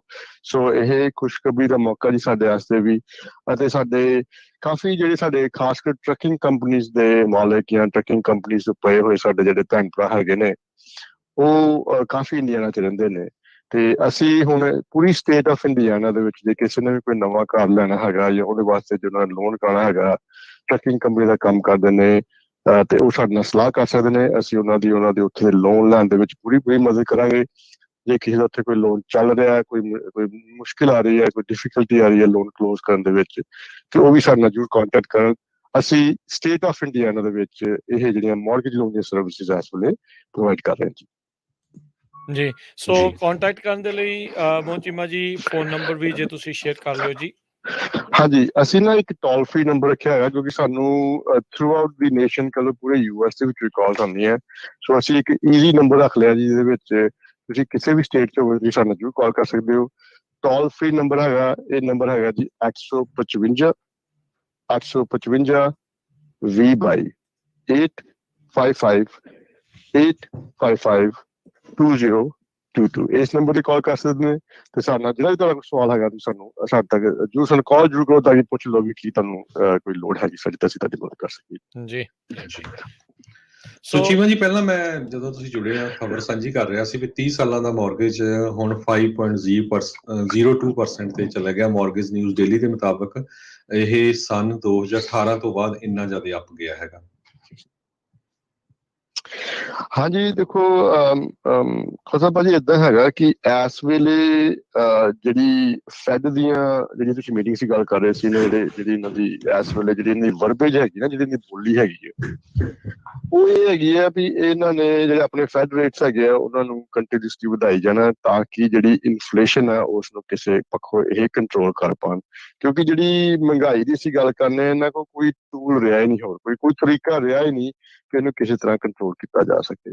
ਸੋ ਉਹ ਹੁਣ ਉਹਨਾਂ ਨੇ ਕਦੋਂ ਵੀ ਪੱਕਾ ਹੀ ਆਪਣਾ ਧਿਆ ਲਿਆ ਵੀ ਅਸੀਂ ਭਾਵੇਂ ਜੋ ਮਰਜ਼ੀ ਹੋਵੇ, ਜਿਹੜੇ ਆਉਣ ਵਾਲੇ ਚਲੋ ਵੀ ਰੇਟਸ ਵਧਾਣੇ ਆ ਉਹਨਾਂ ਨੇ ਵਧਾਣੇ ਆ। ਇਹ ਕਾਰਵਾਈ ਨੂੰ ਸ਼ੁਰੂ ਕਰਤੀ ਹੋਈ ਹੈ ਜੀ, ਔਰ ਆਉਣ ਵਾਲੇ ਟਾਈਮ ਤੁਸੀਂ ਇਹ ਦੇਖੋਗੇ ਵੀ ਜਿਹੜੇ ਵਿਆਜ ਨੇ ਇਹ ਕੁਛ ਦੇਰ ਤੱਕ ਵਧਣਗੇ। ਅਲਟੀਮੇਟਲੀ ਜਾ ਕੇ ਕਿਸੇ ਜਗ੍ਹਾ ਇਹ ਵੀ ਚੀਜ਼ ਸਟਾਪ ਹੋਊਗੀ, ਫਿਰ ਥੋੜੀ ਬਹੁਤੀ ਹਾਊਸਿੰਗ ਕਰੈਕਸ਼ਨ ਕਹਿ ਲਓ ਉਹ ਵੀ ਆਊਗੀ ਤੇ ਉਹਦੇ ਕਾਰਨ ਫਿਰ ਇਹ ਵਿਆਜ ਥੋੜੇ ਘਟਣਗੇ ਉਦੋਂ ਜਾ ਕੇ। ਪਰ ਜਿਹੜੇ ਵਿਆਜ ਆ ਪਿਛਲੇ 2 ਸਾਲਾਂ ਸਾਨੂੰ ਮਿਲੇ ਸੀ ਨਾ, ਇੱਥੇ ਆਉਣ ਦੀ ਸੰਭਾਵਨਾ ਹੁਣ ਬਿਲਕੁਲ ਹੀ ਕੱਲ ਵੀ ਖਤਮ ਹੀ ਹੋ ਚੁੱਕੀ ਹੈ ਇਸ ਵੇਲੇ। ਜੀ, ਸੋ ਕੀ ਰਾਏ ਆ ਤੁਹਾਡੀ ਜਿਹੜੇ ਫਸਟ ਟਾਈਮ ਹੋਮ ਬਾਇਰ ਬਣਨਾ ਚਾਹੁੰਦੇ ਆ ਜਾਂ ਅਜੇ ਵੀ ਕੋਈ ਰੀਫਾਈਨੈਂਸ ਬਾਰੇ ਸੋਚ ਰਿਹਾ ਸੀਗਾ, ਸੋ ਉਹਨਾਂ ਲਈ ਤੁਹਾਡੀ ਕੀ ਰਾਏ ਆ, ਕੀ ਉਹਨਾਂ ਨੂੰ ਤੁਸੀਂ ਕਹਿਣਾ ਚਾਹੁੰਦੇ ਆ? ਦੇਖੋ ਜਿਹੜੀ ਤੇ ਪਹਿਲਾਂ ਨਾ ਰੀਫਾਈਨੈਂਸ ਦਾ ਇੱਕ ਰਸ਼ ਸੀਗਾ ਉਹ ਤੇ ਖਤਮ ਹੋ ਗਿਆ। ਸਾਡੇ ਕੋਲ ਖੁਦ ਫਾਈਲਾਂ ਨਹੀਂ ਲੈ ਪਾਉਂਦੇ ਸੀ ਅਸੀਂ ਕਿਉਂਕਿ ਫਾਈਲਾਂ ਹੁੰਦੀਆਂ ਬਹੁਤ ਸੀਗੀ, ਹਰ ਇੱਕ ਰੀਫਾਈਨੈਂਸ ਕਰਨ ਨੂੰ ਰੈਡੀ ਸੀਗਾ। ਹੁਣ ਉਹ ਕੰਮ ਆਲਮੋਸਟ ਕਹਿ ਲਓ ਵੀ ਖਤਮ ਹੋ ਚੁੱਕਿਆ। ਇਸ ਵੇਲੇ ਜਿਹੜੀ ਘਰਾਂ ਦੀ ਪਰਚੇਸ ਦਾ ਕੰਮ ਹੈਗਾ ਉਹਦੇ ਵਾਸਤੇ ਜਿਹੜੇ ਲੋਕਾਂ ਲੋਨ ਕਰਾਉਣਾ ਚਾਹੁੰਦੇ ਨੇ ਉਹ ਕਾਰਵਾਈ ਹਜੇ ਵੀ ਚੱਲ ਰਹੀ ਹੈਗੀ ਹੈ। ਇੱਕ ਗੱਲ ਇਹ ਜ਼ਰੂਰ ਹੈਗੀ ਵੀ ਜਿਹੜੇ ਲੋਕਾਂ ਨੇ ਘਰ ਪਿਛਲੇ ਸਾਲ ਬੁੱਕ ਕਰਾਏ ਸੀਗੇ, ਕਿਉਂਕਿ ਘਰ ਬਣਨ ਨੂੰ ਵੀ ਹੁਣ ਰਾਜਕਰਨ ਭਾਜੀ 1 ਸਾਲ ਲੱਗ ਹੀ ਜਾਂਦਾ ਬਣਦੇ ਬਣ ਜਾਂਦਾ। ਹੁਣ ਜਿਹੜੇ ਪਿਛਲੇ ਸਾਲ ਜਿਹੜੇ ਲੋਕਾਂ ਨੇ ਬੁੱਕ ਕਰਾਇਆ ਸੀ ਉਹਨਾਂ ਦਾ ਰੇਟ ਨਹੀਂ ਲੌਕ ਹੋਏ, ਕਿਉਂਕਿ ਰੇਟ ਲੌਕ ਹੁੰਦਾ ਜਾ ਕੇ 90 ਕੁ ਦਿਨ ਰਹਿ ਜਾਣ ਜਾਂ 60 ਦਿਨ ਰਹਿ ਜਾਣ, ਉਦੋਂ ਜਾ ਕੇ ਲੋਕੀ ਬੈਂਕ ਵਾਲੇ ਉਹਨੂੰ ਲੌਕ ਕਰਦੇ ਆ। ਹੁਣ ਜਿਹੜੇ ਪਿਛਲੇ ਸਾਲ ਦੇ ਬੁੱਕ ਕਰਾ ਕੇ ਬੈਠੇ ਆ ਉਹਨਾਂ ਵਾਸਤੇ ਬੜੀ ਮੁਸੀਬਤ ਆ ਗਈ। ਕਈ ਤੇ ਕੁਆਲੀਫਾਈ ਨਹੀਂ, ਉਹ ਕਈ ਕੁਆਲੀਫਾਈ ਨਹੀਂ ਕਰਦੇ ਪਏ। ਹੁਣ ਉਦੋਂ ਜਦੋਂ ਬੁੱਕ ਕਰਾਇਆ ਸੀ ਉਦੋਂ ਰੇਟ ਚੱਲਦਾ ਸੀ 2.5-3% ਲੱਗ ਗਏ, ਹੁਣ ਰੇਟ 5% ਲੱਗ ਗਿਆ ਹੈ। ਉਹਨਾਂ ਨੂੰ ਇਹ ਮੁਸੀਬਤ ਆ ਗਈ ਵੀ ਹੁਣ ਅਸੀਂ ਘਰ ਦਾ ਕਰੀਏ ਕੀ। ਅੱਛਾ, ਉਹ ਦੋ ਪਾਸੇ ਫਸੇ ਹੈ। ਉਹ ਕਿਉਂ? ਇੱਕ ਪਾਸੇ ਜਿਹੜਾ ਘਰ ਬੁੱਕ ਕਰਾਇਆ ਸੀ ਪਿਛਲੇ ਸਾਲ 5.5 ਦਾ, ਉਹਦੀ ਕੀਮਤ ਹੁਣ ਆਲਮੋਸਟ 6-20-30 ਹੋ ਗਈ, ਕਿਉਂਕਿ ਘਰਾਂ ਦੇ ਪੈਸੇ ਵੀ ਵਧੀਆ ਨੇ, ਉਹ ਘਰ ਛੱਡ ਕੇ ਰਾਜੀ ਵੀ ਨਹੀਂ ਹੈਗੇ, ਹਨਾ। ਉਤੋਂ ਜਿਹੜਾ ਵਿਆਜ ਦੀ ਪੇਮੈਂਟ ਉਦੋਂ ਜਦੋਂ ਬਣਦੀ ਸੀ ਪੇਮੈਂਟ, ਉਹ ਬਣਦੀ ਸੀ ਕੋਈ 2200 ਦੇ, ਹੁਣ ਉਹ ਬਣਦੀ ਹੈ 2400-2500-2600 ਵੀ ਬੰਦੇ ਦੇਖੀ ਜਾਂਦੀ ਰੇਟ ਦੇ ਮੁਤਾਬਿਕ ਆਏ ਦੇ ਹਿਸਾਬ ਨਾਲ। ਸੋ ਕਹਿੰਦੇ ਨਾ ਵੀ ਹੁਣ ਨਾ ਇੱਧਰ ਜਾਣ ਦੇ ਕਿ ਨਾ ਉੱਧਰ ਜਾਂਦੇ, ਸਲਾਹ ਸਾਨੂੰ ਵੀ ਭਾਜੀ ਕੀ ਕਰੀਏ, ਹਨਾ। ਮੇਰੀ ਰეკਮੈਂਡੇਸ਼ਨ ਇਹ ਹੈਗੀ ਹੈ ਵੀ ਤੁਸੀਂ ਆਪਣੀ ਕਿਸ਼ਤ ਦੇਖੋ ਵੀ ਤੁਸੀਂ ਉਸ ਕਿਸ਼ਤ ਨੂੰ ਅਫੋਰਡ ਕਰ ਸਕਦੇ ਹੋ, ਤੁਹਾਡੀ ਫੈਮਿਲੀ ਨੂੰ ਉਹ ਕਿਸ਼ਤ ਸੂਟ ਕਰਦੀ ਹੈ। ਇਹ ਨਾ ਹੋਇਆ ਕਿ ਤੁਸੀਂ ਸਟ੍ਰੈਸ ਲਾ ਕੇ ਬਹਿ ਜਾਓ। ਜੇ ਤੇ ਭਾਈ ਪੇਮੈਂਟ 200-300 ਵੱਧ ਗਈ ਹੈਗੀ ਹੈ ਔਰ ਤੁਸੀਂ ਫੇਰ ਵੀ ਕਹਿੰਦੇ ਹੋ ਯਾਰ ਜੇ ਹੁਣ ਮੈਂ ਕਿਰਾਏ ਦਾ ਘਰ ਵੀ ਲੱਭਣ ਜਾਊਂਗਾ ਉਹ ਵੀ ਇਸ ਤੋਂ ਮਹਿੰਗਾ ਪੈਂਦਾ, ਜਿੱਥੇ ਮੈਂ ਹੁਣ ਉਹਨਾਂ ਨੇ ਵਧਾਤੇ 2 ਵਾਰੀ ਤੇ ਉਹਨਾਂ ਨੇ ਵੀ ਅੱਗੇ ਵਧਾਈ ਜਾਣੇ। ਸੋ ਬੇਸਿਕਲੀ ਇਹ ਡਿਸੀਜਨ ਆਏ ਨਾ, ਲੁੱਕ ਐਟ ਦ ਪੇਮੈਂਟ ਨਾਓ ਵੀ ਤੁਹਾਡੀ ਇਹ ਪੇਮੈਂਟ ਤੁਹਾਡੇ ਕੋਲ ਅਫੋਰਡ ਹੋ ਸਕਦੀ ਹੈ, ਇਹ ਦੇਖੋ। ਫੇਰ ਜੇ ਕੱਲ ਨੂੰ ਚੰਗਾ ਸਮਾਂ ਆਇਆ, ਜੇ ਉਹ ਵਿਆਜ ਕੱਟਿਆ, ਤੇ ਫੇਰ ਤੁਸੀਂ ਉਸ ਕਾਰ ਨੂੰ ਰੀਫਾਈਨਾਂਸ ਕਰ ਸਕਦੇ ਹੋ। ਹਾਊਸਿੰਗ ਇਜ਼ ਅ ਨੈਸੈਸਿਟੀ, ਤੁਸੀਂ ਭੱਜ ਨਹੀਂ ਸਕਦੇ। ਇਹ ਤੁਸੀਂ ਇਹ ਕਈ ਲੋਕਾਂ ਦੇ ਮਨ ਚ ਹੈ ਵੀ ਹੁਣ ਲੋਕਾਂ ਨੇ ਘਰ ਲੈਣੇ ਬੰਦ ਕਰ ਦੇਣੇ, ਏਦਾਂ ਨਹੀਂ ਜੇ। ਹੁਣ ਲੋਕਾਂ ਨੇ ਘਰ ਹੁਣ ਵੀ ਲੈਣੇ, ਲੋਕਾਂ ਨੇ ਘਰ ਜਦੋਂ 11% ਵਿਆਜ ਸੀਗਾ ਉਦੋਂ ਵੀ ਲਏ ਸੀਗੇ, ਤੇ ਲੋਕਾਂ ਨੇ ਘਰ ਹੁਣ ਵੀ ਲੈਣੇ ਜੀ। ਸੋ ਮੋਹਨ ਚੀਮਾ ਜੀ, ਜਿੱਦਾਂ ਇੰਟਰਸਟ ਰੇਟ ਵੱਧਦੇ ਜਾਂਦੇ ਆ, ਕਿ ਜਿਹੜੇ ਬੈਂਕ ਆ ਜਿੱਦਾਂ ਓਬਵੀਅਸਲੀ ਆ, ਜਦੋਂ ਇੰਟਰਸਟ ਰੇਟ ਘੱਟ ਹੁੰਦਾ ਉਹ ਮੇ ਵੀ ਜ਼ਿਆਦਾ ਸਖਤੀ ਦੇ ਨਾਲ ਦੇਖਦੇ ਆ। ਜਦੋਂ ਇੰਟਰਸਟ ਰੇਟ ਵੱਧ ਜਾਂਦਾ ਆ, ਕੀ ਉਦੋਂ ਲੀਨੀਅੰਸੀ ਆ ਜਾਂਦੀ ਹੈ, ਜਾਂ ਉਦੋਂ ਬੈਂਕ ਵੀ ਸਖਤੀ ਉਦਾਂ ਹੀ ਰੱਖਦੇ ਆ, ਕਿਹਨੂੰ ਅਸੈਪਟ ਕਰਨਾ ਹੈ ਕਿਹਨੂੰ ਨਹੀਂ ਕਰਨਾ? ਹਾਂਜੀ, ਇਹ ਬਹੁਤ ਅੱਛਾ ਸਵਾਲ ਤੁਹਾਡਾ ਜੀ। ਦੇਖੋ ਗੱਲ ਤੁਹਾਡੀ ਸਹੀ ਹੈ, ਥੋੜੀ ਬਹੁਤੀ ਲੀਨੀਅੰਸੀ ਆ ਜਾਂਦੀ ਹੈ, ਕਿਉਂਕਿ ਹੁਣ ਬੈਂਕ ਜੇ ਵਿਆਜ ਵੱਧ ਗਿਆ, ਲੋਕਾਂ ਨੇ ਇਹਦੇ ਲੋਨ ਨਹੀਂ ਲਏ, ਤੇ ਬੈਂਕਾਂ ਦਾ ਵੀ ਕੰਮ ਫਿਰ ਬੰਦ ਹੁੰਦਾ। ਸੋ ਅਕੋਰਡਿੰਗਲੀ ਉਹ ਕੁਛ ਇੱਕ ਰਿਆਇਤਾਂ ਦੇਣੀਆਂ ਉਹਨੂੰ ਸ਼ੁਰੂ ਕਰ ਦੇਣੀ ਹੈ, ਜਿਵੇਂ ਕ੍ਰੈਡਿਟ ਸਕੋਰ ਦੀਆਂ ਰਿਕੁਆਇਰਮੈਂਟ ਘਟਾ ਦੇਣਗੇ, ਕੁਛ ਇੱਕ ਡਾਕੂਮੈਂਟੇਸ਼ਨ ਦੀ ਰਿਕੁਆਇਰਮੈਂਟ ਵੀ ਆ ਨਹੀਂ, ਚਲੋ ਆ ਲੈ ਲਾਂਗੇ, the substitute things basically to make it happen. But the big difference ਜਿਹੜਾ ਸਭ ਤੋਂ ਵੱਖਰੀ ਚੀਜ਼ ਹੈਗੀ ਨਾ, 2007 ਦੇ ਆਖਰ ਵਿੱਚ ਜਿਹੜਾ ਬੰਦਾ ਮਾੜੀ ਜੀ ਬਾਂਹ ਚੱਕਦਾ ਸੀ ਉਹਨੂੰ ਘਰ ਦੀ ਚਾਬੀ ਫੜਾ ਦਿੰਦੇ ਸੀ, ਹਨਾ। ਤੇ ਨਾਲ ਗਵਾਂਢੀ ਨੇ ਵੀ ਦੱਸੋ ਯਾਰ ਦੋਸਤਾਂ ਨੂੰ ਸਾਂ ਲਓ, ਦੋ ਲਓ, ਹਨਾ। ਉਹ ਕੰਮ ਨਹੀਂ ਹੈਗਾ ਹੁਣ। ਇਹ ਹੈਗਾ ਵੀ ਜੇ ਕਿਸੇ ਨੇ ਘਰ ਲੈਣਾ ਫੇਰ ਵੀ ਦੇ ਡੂ ਦ ਬੇਸਿਕ ਚੈੱਕ, 2 ਸਾਲ ਦੀਆਂ ਟੈਕਸ ਰਿਟਰਨਸ, ਤੁਹਾਡੇ ਕੋਲ ਵਰਕ ਪਰਮਿਟ ਕੀ ਹੈਗਾ ਵੀ ਦਿਖਾਓ, ਤੁਹਾਡੇ ਬੈਂਕ ਦੇ ਵਿੱਚ ਪੈਸੇ ਹੈਗੇ ਇਹ ਵੀ ਦਿਖਾਓ, ਤੁਹਾਡੀਆਂ ਪੇਮੈਂਟਾਂ ਲੇਟ ਨਹੀਂ ਹੈਗੇ ਪਿੱਛੇ ਇਹ ਵੀ ਦਿਖਾਓ। ਸੋ ਦੇ ਆਰ ਕਹਿ ਲਓ ਵੀ ਜਿਹੜੇ ਹੁਣ ਇਹਨਾਂ ਨੇ ਜਿਹੜੇ ਤਰੀਕੇ ਹਨ ਲੋਨ ਕਰਨ ਦੇ ਭਾਜੀ ਉਹ ਸਖਤ ਹੈਗੇ, ਹਜੇ ਵੀ ਏਡੇ ਲੀਨੀਅੰਟ ਨਹੀਂ ਹੈਗੇ। ਸੋ ਇਹ ਕਿਉਂ ਹੈਗੇ? ਇਹ ਨਹੀਂ ਚਾਹੁੰਦੇ ਫੇਰ ਨੁਕਸਾਨ ਹੋਵੇ ਲੋਕਾਂ ਦਾ। ਇਹਦੇ ਵਿੱਚ ਹਰ ਚੀਜ਼ ਨੁਕਸਾਨ, ਜੇ ਤੁਸੀਂ ਲੋਨ ਗਲਤ ਕਰਦੇ ਹੋ ਨਾ, ਹੁਣ ਹਰ ਇੱਕ ਬੰਦੇ ਨੂੰ ਤੁਸੀਂ ਲੋਨ ਦੇ ਦਿਓ ਤੇ ਮਾਰਕੀਟ ਖਰਾਬ ਹੋ ਜਾਊ, ਸਾਲ ਦਾ ਨੁਕਸਾਨ ਹੋਊਗਾ। ਸੋ ਉਹਨੂੰ ਕੰਟਰੋਲ ਕਰਨ ਵਾਸਤੇ ਜਿਹੜੀਆਂ ਮੇਜਰ ਜਿਹੜੀਆਂ ਗਾਈਡਲਾਈਨਸ ਹੈਗੀਆਂ ਉਹ ਹਜੇ ਵੀ ਇਨ ਪਲੇਸ ਹੈਗੀਆਂ। ਥੋੜਾ ਬਹੁਤਾ ਫਰਕ ਪਊਗਾ, ਪਰ ਇੰਨਾ ਜ਼ਿਆਦਾ ਨਹੀਂ ਵੀ ਜਿਹੜਾ ਮਰਜ਼ੀ ਮੋਰਗੇਜ ਕਰਾ ਲਓ। ਜੀ। ਸੋ ਅੱਜ ਇੱਕ ਚੀਮਾ ਜੀ ਨਵੀਂ ਰਿਪੋਰਟ ਵੀ ਆਈ ਹੈ, ਕੋਰਲੋਜਿਕ ਕੰਪਨੀ ਆ ਜਿਹੜੀ ਪ੍ਰਾਈਸਿੰਗ ਚੈੱਕ ਕਰਦੀ ਆ ਸਾਰੇ ਪਾਸੇ ਕੀ ਹੋ ਰਿਹਾ। ਉਹਨਾਂ ਨੇ ਕਿਹਾ ਵੀ ਪਿਛਲੇ 1 ਸਾਲ ਦੇ ਦੌਰਾਨ ਘਰਾਂ ਦੀਆਂ ਪ੍ਰਾਈਸਿਸ 20% ਵਧੀਆਂ ਹੈਗੀਆਂ, ਤੇ ਹਰ ਮਹੀਨੇ ਵਧੀਆਂ ਲਗਾਤਾਰ ਪਿਛਲੇ 12 ਮਹੀਨਿਆਂ ਚ। ਜੀ, ਇਹ ਦੇਖੋ ਪ੍ਰਾਈਸਿੰਗ ਦੀ ਜਿਹੜੀ ਗੱਲ ਹੈਗੀ ਨਾ ਖਾਲਸਾ ਭਾਜੀ, ਜਿੰਨਾ ਕਿ ਮੈਂ ਟਾਈਮ ਇੱਥੇ ਮੈਨੂੰ ਆਲਮੋਸਟ 30 ਸਾਲ ਹੋ ਚੁੱਕੇ ਇਸ ਮੁਲਕ ਦੇ ਵਿੱਚ, ਤੇ ਪਿਛਲੇ 30 ਸਾਲਾਂ ਤੋਂ ਹੀ ਦੇਖ ਰਹੇ ਹਾਂ ਜੀ ਮੌਰਗੇਜ ਜਾਂ ਰੀਅਲ ਏਸਟੇਟ ਦੀ ਮਾਰਕੀਟ ਨੂੰ। ਤੇ ਮੈਂ ਵੀ ਬਹੁਤ ਹੈਰਾਨ ਆ ਕਿ ਜੋ ਆ ਪਿਛਲੇ ਜਦੋਂ ਕੋਵਿਡ ਸੀਗਾ ਨਾ, ਉਦੋਂ ਮੈਨੂੰ ਲੱਗਦਾ ਯਾਰ ਕੰਮ ਮੁੱਕ ਗਿਆ, ਹੁਣ ਘਰ ਹੀ ਬੈਠ ਜੀ। ਉਹ ਦੂਜੇ ਪਾਸੇ ਨੂੰ ਗੱਡੀ ਮੁੜ ਗਈ। ਪਹਿਲਾਂ 1-2 ਮਹੀਨੇ ਤੇ ਰੁਕੀ ਸੀਗੀ, ਹੁਣ ਏਦਾਂ ਚ ਮਤਲਬ ਕਿ ਹਰ ਇੱਕ ਮੇਨ ਤੁਹਾਡੀ ਆਵਾਜ਼ ਮੋਹਨ ਚੀਮਾ ਜੀ ਕੱਟ ਰਹੀ ਆ। ਜੀ ਹਾਂਜੀ, ਆ ਰਹੀ ਜੀ ਆਵਾਜ਼? ਜੀ ਹੁਣ ਆ ਰਹੀ ਹੈ ਜੀ। ਹਾਂਜੀ, ਸੌਰੀ। ਮੈਂ ਕਿਹਾ ਜਿਹੜੀ ਕੋਵਿਡ ਨੇ ਨਾ ਥੋੜਾ ਬਹੁਤਾ ਰੁਕਾਇਆ ਸੀ ਕੰਮ ਨੂੰ, ਪਰ ਜਦੋਂ ਕੋਵਿਡ ਥੋੜੀ ਰਿਲੈਕਸੇਸ਼ਨ ਹੋਈ, ਜਾਂ ਕਹਿ ਲਓ ਵੀ ਲੋਕਾਂ ਨੂੰ ਪਤਾ ਚੱਲ ਗਿਆ ਵੀ ਜ਼ਿੰਦਗੀ ਤੇ ਫੇਰ ਵੀ ਜੀਣੀ ਹੈ, ਫਿਰ ਇੱਕਦਮ ਮਾਰਕੀਟ ਚ ਇਸ ਤਰ੍ਹਾਂ ਆ ਗਿਆ, ਪਰ ਸਮਾਨ ਨਹੀਂ ਆਉਂਦਾ ਪਿਆ। ਮਟੀਰੀਅਲ ਨਹੀਂ ਆਉਂਦਾ ਪਿਆ। ਇਹ ਸਾਰੀਆਂ ਚੀਜ਼ਾਂ ਨੇ ਮਿਲ ਕੇ ਹਾਊਸਿੰਗ ਨੂੰ ਉਹ ਉੱਤੋਂ ਵਿਆਜ ਬੜੇ ਘੱਟ ਸੀਗੇ ਜੀ ਤੇ ਲੋਕੀ ਘੱਟ ਵਿਆਜ ਤੇ ਹੁਣ ਹੁਣ ਤੁਸੀਂ ਇਹ ਦੇਖੋ ਵੀ ਜਿਹੜਾ 5 ਲੱਖ ਦਾ ਘਰ ਲੈਂਦਾ ਸੀਗਾ ਨਾ ਘੱਟ ਵਿਆਜ ਤੇ ਉਹ 7 ਲੱਖ ਦਾ ਵੀ ਲੈ ਗਿਆ ਜੀ ਜੀ ਹਨਾ। ਤੇ ਉਹ ਹੁਣ ਪੈਸੇ ਦੀ ਕੁਛ ਜਾਂ ਤੇ ਚਲੋ ਕਦਰ ਜਾਂ ਕੀਮਤ ਦਾ ਕਿਸੇ ਨੂੰ ਪਤਾ ਹੀ ਨਹੀਂ ਸੀਗਾ ਵੀ ਹੁਣ ਕੀ ਹੈਗਾ। ਹੁਣ ਉਹ ਜਿੰਨੇ ਘਰ ਮਤਲਬ ਕਿ ਲੋਕਾਂ ਦੇ ਘਰ ਤੇ ਐਂ ਵੀ ਪੁੱਛੋ ਕੁਛ ਨਾ। ਹੁਣ ਅੱਜ ਜਿਹੜੀਆਂ ਕਾਲਾਂ ਸਾਨੂੰ ਆ ਰਹੀਆਂ ਨਾ ਹੁਣ ਲੋਕਾਂ ਨੇ ਘਰ ਵੇਚਣੇ ਸ਼ੁਰੂ ਕੀਤੇ ਆ। ਕਿਹਨਾਂ ਨੇ? ਜਿਨ੍ਹਾਂ ਕੋਲ 2-2 3-3 ਘਰ ਹੈਗੇ ਕਹਿੰਦੇ ਯਾਰ ਕੈਸ਼ ਆਊਟ ਕਰ ਲਈਏ। ਜੀ ਹੁਣ ਸਾਨੂੰ ਜਿਹੜੀਆਂ ਕਾਲਾਂ ਆਉਂਦੀਆਂ ਭਾਈ ਕਿਉਂਕਿ ਅਸੀਂ ਰੀਅਲ ਏਸਟੇਟ ਦਾ ਵੀ ਕੰਮ ਕਰਨੇ ਆ ਨਾ ਭਾਈ ਸਾਡਾ ਘਰ ਵਿਕਵਾ ਦਿਓ।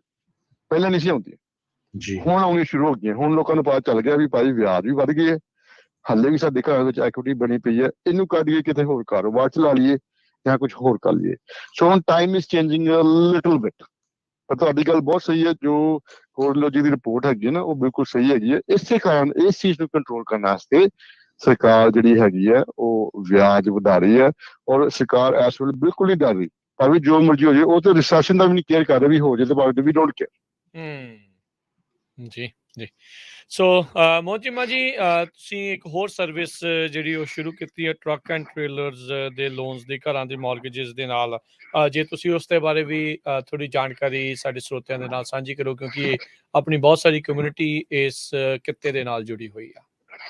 ਹਾਂਜੀ ਸੋ ਰਾਜਵੀਰ ਭਾਜੀ ਦੇਖੋ ਜਦੋਂ ਅਸੀਂ ਮੌਰਗੇਜਸ ਕਰਨੇ ਆ ਤੇ ਸਾਨੂੰ ਨਾ ਕਾਫੀ ਇੱਕ ਜਿਹੜੀ ਸਾਡਾ ਕਾਫੀ ਵੱਡਾ ਜਦੋਂ ਕੀ ਕਹੋ ਸਾਡਾ ਹਿੱਸੇਦਾਰ ਹੈਗਾ ਸਾਡੇ ਕੰਮ ਦੇ ਵਿੱਚ ਜਾਂ ਜਿਹੜੇ ਸਾਡੇ ਕਲਾਇੰਟਸ ਹੈਗੇ ਆ ਉਹ ਟਰੱਕਿੰਗ ਬਿਜ਼ਨਸ ਵਿੱਚ ਹੈਗੇ ਆ। ਇਹਨਾਂ ਦਾ ਪਹਿਲਾਂ ਤਾਂ ਮੈਂ ਬਹੁਤ ਬਹੁਤ ਧੰਨਵਾਦ ਕਰਦਾ ਜੀ। ਦੇਖੋ ਜਿੰਨੀ ਮਿਹਨਤ ਟਰੱਕਾਂ ਵਾਲੇ ਕਰਦੇ ਆ ਵੀਰ ਜੀ ਅਸੀਂ ਕਹਿੰਦੇ ਯਾਰ ਬੜੇ ਪੈਸੇ ਬੜੇ ਕਮਾਉਂਦੇ ਨੇ ਪਰ ਭਾਜੀ ਬਹੁਤ ਮਿਹਨਤ ਵਾਲਾ ਕੰਮ ਕਰਦੇ ਨੇ। ਔਰ ਜਦੋਂ ਉਹ ਸਾਡੇ ਘਰ ਲੈਂਦੇ ਨੇ ਸਾਡਾ ਉਹਨਾਂ ਨੂੰ ਇੱਕ ਸਵਾਲ ਉਹ ਸਾਨੂੰ ਇਹ ਕਹਿੰਦੇ ਭਾਈ ਜੀ ਸਾਡਾ ਟਰੱਕ ਦਾ ਲੋਨ ਕਿਉਂ ਨਹੀਂ ਕਰ ਦਿੰਦੇ। ਸੋ ਇਸੇ ਕਾਰਨ ਡਿਮਾਂਡ ਨੂੰ ਨਜ਼ਰ ਰੱਖਦੇ ਹੋਏ ਹੁਣ ਜ਼ੈਂਡਰ ਕੈਪੀਟਲ ਕਾਰਪ ਸਾਡੀ ਕੰਪਨੀ ਹੈਗੀ ਹੈ। ਇਸ ਦੀ ਆਈਡੀ ਨੰਬਰ ਹੈਗੀ ਹੈ ਜੀ CFL ਨੰਬਰ 60DBO139991 ਤੇ ਐਨਐਮਐਲਐਸ ਆਈਡੀ ਨੰਬਰ ਹੈਗਾ 2285102। ਜਿਹੜੀ ਜ਼ੈਂਡਰ ਕੈਪੀਟਲ ਕਾਰਪ ਹੈਗੀ ਹੈ ਇਹਦੇ ਅਧੀਨ ਕਿਸੇ ਵੀ ਭੈਣ ਭਰਾ ਨੇ ਜਾਂ ਕਿਸੇ ਨੇ ਟਰੱਕਿੰਗ ਕੰਪਨੀ ਲੈਣੀ ਹੈ ਉਹਨਾਂ ਨੇ ਟਰੱਕ ਦੇ ਲੋਨ ਕਰਾਉਣੇ ਹੈ ਟ੍ਰੇਲਰ ਰੀਫਰਸ ਡਰਾਈਵਿੰਗਸ ਇਹ ਜਿਹੜੀ ਸਾਰੀ ਸਰਵਿਸ ਹੈਗੀ ਹੈ ਅਸੀਂ ਦੇ ਰਹੇ ਹਾਂ ਜੀ। ਇਹ ਔਨ ਡਿਮਾਂਡ ਹੈਗੀ ਹੈ। ਤੁਸੀਂ ਇੱਕ ਟਰੱਕ ਲੈਣਾ ਹੋਵੇ ਤੁਹਾਡੇ ਕੋਲ ਵਰਕ ਪਰਮਿਟ ਹੈਗਾ ਜਾਂ ਵਰਕ ਪਰਮਿਟ ਐਕਸਪਾਇਰ ਹੋਇਆ ਹੋਇਆ ਉਹਦੇ ਬਾਰੇ ਤੁਸੀਂ ਜਾਣਕਾਰੀ ਲੈਣਾ ਚਾਹੁੰਦੇ ਹੋ ਕਿੱਦਾਂ ਤੁਸੀਂ ਟਰੱਕ ਦਾ ਕੰਮ ਆਪਣੀ ਟਰੱਕਿੰਗ ਕੰਪਨੀ ਖੋਲ ਸਕਦੇ ਹੋ ਅਸੀਂ ਤੁਹਾਨੂੰ ਕੱਲ ਵੀ ਪੂਰੀ ਗਾਈਡ ਵੀ ਕਰਨੇ ਆ ਔਰ ਇਹ ਵੀ ਦੱਸਦੇ ਵੀ ਕਿਸ ਤਰੀਕੇ ਨਾਲ ਟਰੱਕ ਲਿਆ ਜਾ ਸਕਦਾ। ਜੇ ਕਿਸੇ ਨੇ truck and trailer the loan ਕਰਨਾ ਤੇ ਜ਼ੈਂਡਰ ਕੈਪੀਟਲ ਕਾਰਪ ਇਸ ਦਾ ਜਿਹੜਾ ਨੰਬਰ ਹੈਗਾ ਉਹ ਵੀ 8558552022 ਹੈਗਾ ਜੀ। ਇਸ ਨੰਬਰ ਤੇ ਤੁਸੀਂ ਕਾਲ ਕਰਕੇ ਆਪਣੇ ਟਰੱਕ ਜਾਂ ਟ੍ਰੇਲਰ ਦੀ ਕੋਈ ਸਰਵਿਸ ਲੈਣਾ ਚਾਹੁੰਦੇ ਹੋ ਜਾਂ ਲੋਨ ਬਾਰੇ ਕੋਈ ਕੰਮ ਕਰਾਉਣਾ ਚਾਹੁੰਦੇ ਹੋ ਤਾਂ ਅਸੀਂ ਤੁਹਾਡੀ ਹੈਲਪ ਕਰ ਸਕਦੇ ਹਾਂ ਜੀ ਬਿਲਕੁਲ। ਸੋ ਸਮਾਂ ਵੀ ਆਪਣੇ ਪ੍ਰੋਗਰਾਮ ਦਾ ਜਿਹੜਾ ਉਹ ਸਮਾਪਤੀ ਦੇ ਵੱਲ। ਸੋ ਸਰੋਤਿਓ ਘਰਾਂ ਦੇ ਲੋਨਸ ਲਈ ਜਾਂ ਟਰੱਕ ਟ੍ਰੇਲਰਸ ਦੇ ਲੋਨਸ ਜੇ ਤੁਸੀਂ ਕਰਵਾਉਣਾ ਚਾਹੁੰਦੇ ਹੋ ਮੌਰਗੇਜਸ ਦੇ ਲਈ ਘਰ ਜਿਹੜਾ ਤੁਸੀਂ ਖਰੀਦਣਾ ਵੇਚਣਾ ਹੈਗਾ ਆ ਤਾਂ ਉਸ ਦੇ ਲਈ ਤੁਸੀਂ ਮੋਹਨ ਚੀਮਾ ਹੋਣਾ ਦੇ ਨਾਲ ਜ਼ੈਂਡਰ ਮੌਰਗੇਜ ਰੀਅਲ ਐਸਟੇਟ ਦੇ ਨਾਲ ਤੁਸੀਂ ਸੰਪਰਕ ਕਰ ਸਕਦੇ 8558552022 ਦੇ ਉੱਤੇ। ਕੁਝ ਸਵਾਲ ਸਾਡੇ ਜਿਹੜੇ ਫੇਸਬੁੱਕ ਤੇ ਆਏ ਆ ਹਰਪਿੰਦਰ ਹੋਣੀ ਪੁੱਛਦੇ ਆ ਵੀ ਕਿ ਜਿਹੜੇ ਟਰੱਕ ਟ੍ਰੇਲਰ ਲੋਨ ਦੇ ਲਈ 1099 ਜਿਹੜੇ ਡਰਾਈਵਰਸ ਆ ਉਹਨਾਂ ਦੀ ਵੀ ਤੁਸੀਂ ਮਦਦ ਕਰ ਸਕਦੇ ਆ ਉਹ ਤੁਸੀਂ ਲੈਂਦੇ ਆ ਯੂਜ਼ ਕਰਦੇ ਆ। ਹਾਂਜੀ ਬਿਲਕੁਲ ਜੀ। ਵੈਸੇ ਸਾਡੇ ਕੋਲ ਨਾ ਕਾਫੀ ਇਹਦੇ ਵਿੱਚ ਵੇਰੀਏਬਲਸ ਹੈਗੇ ਆ ਜਿਹਦੇ ਵਿੱਚ ਕਈ ਵਾਰੀ ਹੁੰਦਾ ਵੀ ਕਹਿੰਦੇ ਅਸੀਂ ਤਾਂ ਵਰਕ ਪਰਮਿਟ ਹੈਗੇ ਆ ਸਾਡੇ ਕੋਲ ਸਿਰਫ 1099 ਹੈਗਾ ਅਸੀਂ ਸਿਰਫ 2 ਸਾਲ ਹੀ ਕੰਮ ਕੀਤਾ। So we have variety of programmes. ਅਸੀਂ ਉਹਨਾਂ ਦੇ ਅਧੀਨ ਤੁਹਾਡੇ ਨਾਲ ਮਿਲ ਕੇ ਤੁਹਾਡੇ ਨਾਲ ਸਲਾਹ ਕਰਕੇ ਜੇ ਤੁਹਾਡਾ ਲੋਨ ਵਿਦਿਨ 1 ਵੀਕ ਹੁੰਦਾ ਉਹ ਵੀ ਕਰ ਦਿੰਦੇ ਤੇ ਕਈ ਅਸੀਂ ਗਾਈਡ ਵੀ ਕਰਨਾ ਵੀ ਤੁਹਾਨੂੰ ਮਹੀਨਾ ਵੇਟ ਕਰਨੀ ਪੈਣੀ ਹੈ ਕੀ ਹੈਗਾ। So but most of the time ਜੋ ਕਹਿ ਲਓ ਵੀ ਆਪਸ਼ਨ ਸਾਡੇ ਕੋਲ ਹੈਗੀਆਂ they are quite a bit. So ਜੇ ਕਿਸੇ ਨੂੰ ਕੋਈ ਲੋੜ ਹੈਗੀ ਹੈ ਤੇ ਸਾਡੇ ਨਾਲ ਜ਼ਰੂਰ ਸੰਪਰਕ ਕਰਨ ਦਾ ਤੁਸੀਂ ਉਹਨਾਂ ਦਾ ਦੇਖ ਕੇ ਤੁਹਾਨੂੰ ਦੱਸ ਸਕਦੇ ਵੀ ਕਿਸ ਤਰ੍ਹਾਂ ਹੋ ਸਕਦਾ ਕਿੰਨੇ ਕੁ ਲੋਨ ਹੋ ਸਕਦਾ ਜੀ। ਸੋ ਥੈਂਕ ਯੂ ਮੋਹਨ ਚੀਮਾ ਜੀ ਮਿਹਰਬਾਨੀ ਮਿਲਦੇ ਹਾਂ ਜੀ ਨੈਕਸਟ ਟਾਈਮ ਫਿਰ ਸਤਿ ਸ਼੍ਰੀ ਅਕਾਲ ਜੀ। ਹਾਂਜੀ ਇੱਕ ਛੋਟੀ ਗੱਲ ਜੇ ਹੈਗਾ ਟਾਈਮ ਤਾਂ ਮੈਂ ਕਹਿਣਾ ਚਾਹਾਂਗਾ ਜੀ ਜ਼ਰੂਰ। ਹਾਂਜੀ ਜਿਹੜੀ ਤੁਸੀਂ ਬੇਕਰਸਫੀਲਡ ਦੀ ਗੱਲ ਕਰਦੇ ਸੀ ਨਾ ਉੱਥੇ ਸਿਟੀ ਕਾਉਂਸਲ ਦੇ ਵਿੱਚ ਜਾਂ ਕੋਈ ਜਿਹੜੀ ਮੀਟਿੰਗ ਹੋ ਰਹੀ ਹੈ ਜੀ ਸਾਡੇ ਫੈਸਲੋਂ ਦੇ ਵਿੱਚ ਵੀ ਕਈ ਜਿਹੜੀਆਂ ਮੀਟਿੰਗਾਂ ਹੁੰਦੀਆਂ ਤੇ ਅਸੀਂ ਵੀ ਸਿਟੀ ਹਾਲ ਸੇ ਭਰ ਦਈਦਾ ਜੀ ਆਪਣੇ ਪੰਜਾਬੀ ਸਾਡੀ ਕਮਿਊਨਿਟੀ ਜੁੜ ਜਾਂਦੀ ਹੈ ਔਰ ਜਿੰਨਾ ਜੁੜੋਗੇ ਉਹਨਾਂ ਸਾਡੀ ਇੱਥੇ ਕਮਿਊਨਿਟੀ ਨੂੰ ਫਾਇਦਾ ਹੋਏਗਾ ਕਿਉਂਕਿ we are a strong part of the community. So Bakersfield ਦੇ ਭੈਣ ਭਰਾਵਾਂ ਨੂੰ ਟਾਈਮ ਕੱਢ ਕੇ ਜਿਹੜੀ ਅੱਜ ਤੁਸੀਂ ਅਨਾਉਂਸਮੈਂਟ ਲਿਖੀ ਦੀ ਜ਼ਰੂਰ ਪਾਰਟਿਸਿਪੇਟ ਕਰਨਾ ਚਾਹੀਦਾ। ਮੈਂ ਇਸ ਹੱਕ ਚ ਹੈਗਾ ਪਲੀਜ਼ ਜਾਓ ਜ਼ਰੂਰ ਜਾਓ। ਜੀ ਥੈਂਕ ਯੂ ਮੋਹਨ ਚੀਮਾ ਜੀ, ਬਹੁਤ ਸ਼ੁਕਰੀਆ ਜੀ, Thank ਥੈਂਕ ਯੂ, ਸਤਿ ਸ਼੍ਰੀ ਅਕਾਲ ਜੀ, ਸਤਿ ਸ਼੍ਰੀ ਅਕਾਲ। ਤੇ ਹਰਜੋਤ ਸਿੰਘ ਜੀ, ਸੋ ਆਪਣਾ ਸਮਾਂ ਵੀ ਆਪਣੇ ਦੇ ਪ੍ਰੋਗਰਾਮ ਦਾ ਜਿਹੜਾ ਹੁਣ ਸਮਾਪਤ ਆ, ਤੇ ਮਿਲਾਂਗੇ ਜੀ ਆਪਾਂ ਆਪਣੇ ਸਾਰੇ ਸਰੋਤਿਆਂ ਨੂੰ ਫਿਰ ਅਗਲੀ ਵਾਰ, ਤੇ ਉਦੋਂ ਤੱਕ ਲਈ ਲੈਂਦੇ ਹਾਂ ਜੀ ਇਜਾਜ਼ਤ ਮੇਰੇ ਰਾਜਕਰਮਜੀਤ ਸਿੰਘ ਵੱਲੋਂ ਤੇ ਹਰਜੋਤ ਸਿੰਘ ਵੱਲੋਂ ਤੁਹਾਨੂੰ ਸਭ ਨੂੰ ਪਿਆਰ ਭਰੀ ਸਤਿ ਸ਼੍ਰੀ ਅਕਾਲ। ਸੁਣਦੇ ਰਹਿਣਾ ਜੀ ਪੰਜਾਬੀ ਰੇਡੀਓ US। USA।